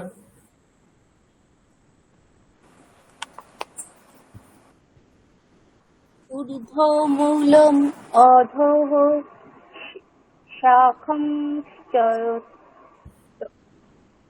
না, এরকম নয়। ঊর্ধ্বমূলম অধঃ শাখম বলুন। ঊর্ধ্বমূলम् অধঃ শাখম হুম, আরেকবার। ঊর্ধ্বমূলम् অধঃ শাখম অশ্বত্থম প্রাহুরব্যয়ম। অশ্বত্থং প্রাহুরব্যয়ম অশ্বত্থং প্রাহুরব্যয়ম অশ্বত্থম ঊর্ধ্বমূলम् প্রাহুরব্যয়ম। অশ্বত্থং প্রাহুরব্যয়ম অশ্বত্থম প্রাহুরব্যয়ম। অশ্বত্থং প্রাহুরব্যয়ম ছন্দাংসি যস্য পর্ণানি ছন্দাংসি যস্য পর্ণানি ছন্দাংসি যস্য পর্ণানি ছন্দাংসি যস্য পর্ণানি যস্तं বেদ স বেদবিদ যস্তং বেদ স বেদবিদ। না, আপনার আপনার উচ্চারণটা কি হচ্ছে? ইয়াস্তম বেদ স বেদবিদ। আপনি অন্য জায়গাতে টেনে দিচ্ছেন, মানে বেদ হতে টানতে হবে, আপনি দকারে টেনে দিচ্ছেন। বেদে দীর্ঘ আছে, দকারে দীর্ঘ নেই। ইয়াস্তম বেদ স বেদবিদ, আপনি বলছেন ইয়াস্তম বেদ স বেদবিদ, এরকম আর কি। বোঝা গেছে? ইয়াস্তম বেদ স যস্তং বেদ বেদবিদ। স বেদবিদ যস্তং বেদ স বেদবিদ যস্তং বেদ স বেদবিদ। একবার পড়ুন পুরোটা। ঊর্ধ্বমূলम् অধঃ শাখম ঊর্ধ্বমূলम् অধঃ শাখম অশ্বত্থং প্রাহুরব্যয়ম ছন্দাংসি যস্য পর্ণানি তস্তং বেদ স বেদবিদ। ঠিক। প্রবল বাবু পড়ুন। ঊর্ধ্বমূলম অধঃশাখম অশ্বত্থং প্রাহুরব্যয়ম রব্যয়ম অশ্বত্থম প্রাহুরব্যয়ম বলুন। অশ্বত্থং প্রাহুরব্যয়ম হুম অশ্বত্থং প্রাহুরব্যয়ম হুম ছন্দাংসি যস্য পর্ণানি यस्तं वेद स वेदवित् ছন্দাংসি যস্য পর্ণানি বলুন। छन्दांसि यस्य पर्णानि ছন্দাংসি যস্য পর্ণানি छन्दांसि यस्य पर्णानि यस्तं वेद स वेदवित्। বেদ না স্যার, স্যার আপনি ওখানে দকারে দীর্ঘ টেনে দিচ্ছেন কেন? যস্তম বেদ, বেদ বেদ। স বেদবিদ। यस्तं वेद स वेदवित् হ্যাঁ, यस्तं वेद स वेदवित्। বিত নয়, বিত হ্রস্ব আছে। With with with. হ্যাঁ, তাপস বাবু আর শ্রাবণী ম্যাম থেকে গেছে। হ্যাঁ, শ্রাবণী ম্যাম বলুন। হ্যাঁ স্যার বলছি। ঊর্ধ্বমূলम् অধঃ শাখम् অশ্বত্থম প্রাহুরব্যয়ম ছন্দাংসি যস্য বর্ণানি যস্তম বেদ স বেদবিদ। বেদবিত নয় ম্যাম, সবটাই ঠিক ছিল। বিতটা একটা ভুল হয়েছে, আর একটা হচ্ছে প্রাহুতে ভুল হয়েছে। আচ্ছা, প্রাহু আপনি ওখানে দীর্ঘ করছেন, ওখানে হ্রস্ব আছে। হ্যাঁ, একবার এরকম। স্যার জায়গাটা দেখান, হ্যাঁ আরেকবার জায়গাটা একটু বলুন। হ্যাঁ, অশ্বত্থম প্রাহুরব্যয়ম, আপনি প্রাহু, প্রাতে দীর্ঘ হবে, মানে দীর্ঘটা আমরা উচ্চারণ করার সময় কি হয়ে যায়, আমাদের কনফিউশন হয়ে যায়। প্রাহুরব্যয়ম, আপনি বলছেন প্রাহুরব্যয়ম, হুকারটা হ্যাঁ, দীর্ঘ হয়ে যাচ্ছে, হ্যাঁ, ওটা একটা। আর বেদবিদ, বিদ নয়, ওটা বিদ, বেদবিদ। বেদবিৎ। আরেকবার বলুন। আচ্ছা, একবার খালি একটু শুনে নিন তো স্যার। প্রাহুরব্যয়ম। হুম, প্রাটা থাকে। প্রাহুরব্যয়ম। হুম, আচ্ছা। ঊর্ধ্বমূলম অধঃ শাখম অশ্বত্থম প্রাহুরব্যয়ম ছন্দাংসি যস্য পর্ণানি যস্তম বেদ স বেদবিদ। আপনারা এখনো জকার, ইয়কারকে জকারের মতো বলেন কেন? জস্তম কেন বলেন? যস্তম। ইয়াস্তম। না হলে বর্গের জকারের সঙ্গে এর পার্থক্য কোথায়? হুম ইয়াকার এটা, হ্যাঁ। হুম। ছন্দাংসি ইয়স্য পর্ণানি ইয়স্তম বেদ স বেদবিৎ। ভালো। स পর্ণানি যস্তং বেদ স বেদবিদ। বেদ, আবার দেখলেন বেদবিদ বলছেন আপনি। বেদবিৎ বলছি স্যার। আপনার মনে হচ্ছে, আপনার মনে হচ্ছে আপনি রেকর্ডিংটা শুনবেন, শোনা যাচ্ছে না। বেদবিদ বলছেন আপনি। আচ্ছা স্যার, আমি আরেকবার বলছি। আচ্ছা, বলুন। ঊর্ধ্বমূলম অধঃ শাখম অশ্বত্থম প্রাহুরভয়ম হুম। ছন্দাংসি यस्य पर्णानि यस्तं वेद स वेदविद। আবার বিদ বললেন। বিদ ত বলছি স্যার। না না, আমি ওটাতে সমস্যা বলছি না, আমি বয়ের আচ্ছা। হর্ষইয়ের কথা বলছি, ওটা আপনি দীর্ঘ বলছেন। ও আচ্ছা, এইবারে বুঝতে পেরেছি আমি। হ্যাঁ, আমি বেদবিদ করে দিচ্ছি। আচ্ছা। হ্যাঁ, আমি ওই কথাটা আচ্ছা, বারবার বলছি, বেদবিদ। পণ্ডিত তো বলছেন আমাকে। হ্যাঁ হ্যাঁ। আচ্ছা আচ্ছা। यस्तং বেদ স বেদবিদ। আবার এবার বলে ঠিক দিন। হয়েছে। দীর্ঘ হলো यस्तং একটা, বেদ স বেদবিদ। বিদ হয়ে যাচ্ছে দীর্ঘ। হ্যাঁ, আমার বেদবিদ। বিদটা কেমন যেন চলে আসছে। হ্যাঁ বেদবিদ। হ্যাঁ হ্যাঁ বেদবিদ।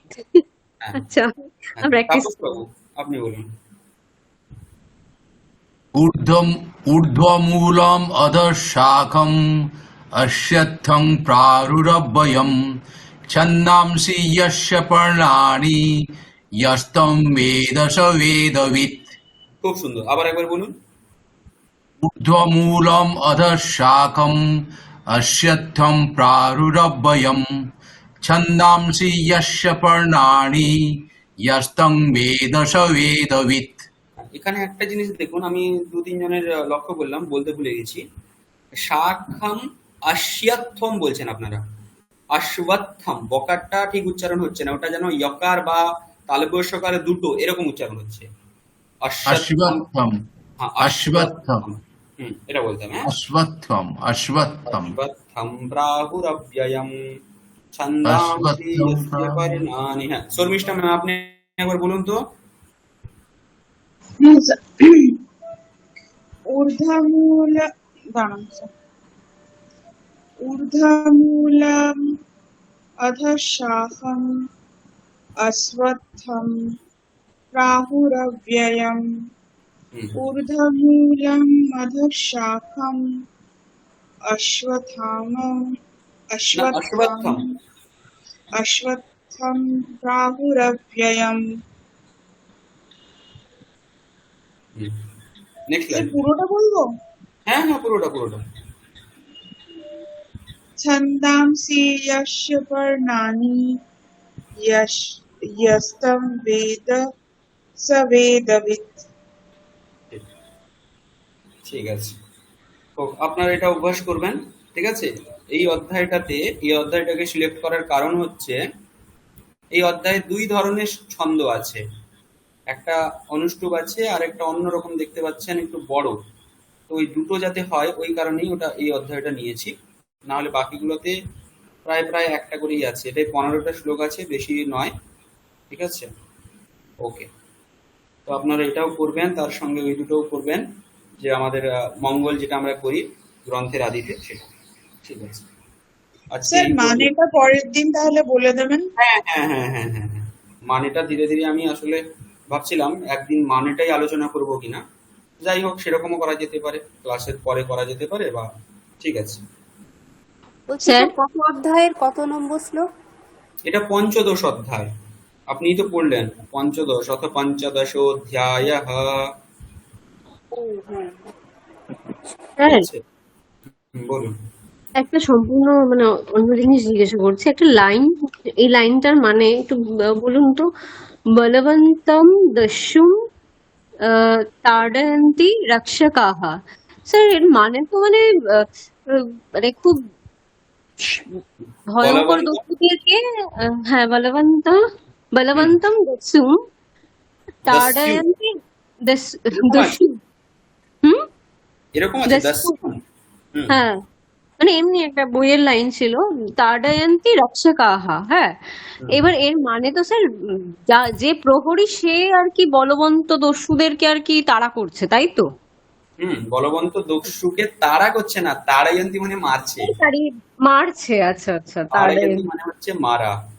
ঠিক আছে স্যার, থ্যাংক ইউ। আমি প্রাথমিকভাবে পড়ে আমি উল্টোটা ভেবেছিলাম যে না না দস্যুগুলো তাড়া, বোধহয় হ্যাঁ প্রহরীকে মারছে। তাড়া, না না না, রক্ষা কাহা এখানে কর্তাকে দেখুন আর ক্রিয়াটা কর্তা, বুঝতে পারবেন। কর্তা হচ্ছে রক্ষকা মানে প্রহরী। ঠিক হুম আছে, থ্যাংক ইউ স্যার, ঠিক থ্যাংক আচ্ছা। ওম সর্বে ভবন্তু সুখিনঃ, সর্বে সন্তু নিরাময়াঃ, সর্বে ভদ্রাণি পশ্যন্তু, মা কশ্চিৎ দুঃখভাগ্ ভবেৎ। ওম শান্তি শান্তি শান্তি। হরি ওম তৎসৎ। শ্রীরামকৃষ্ণার্পণমস্তু। সকলকে শুভরাত্রি, নেক্সট সপ্তাহে দেখা হবে। শুভরাত্রি স্যার। শুভরাত্রি স্যার। শুভরাত্রি।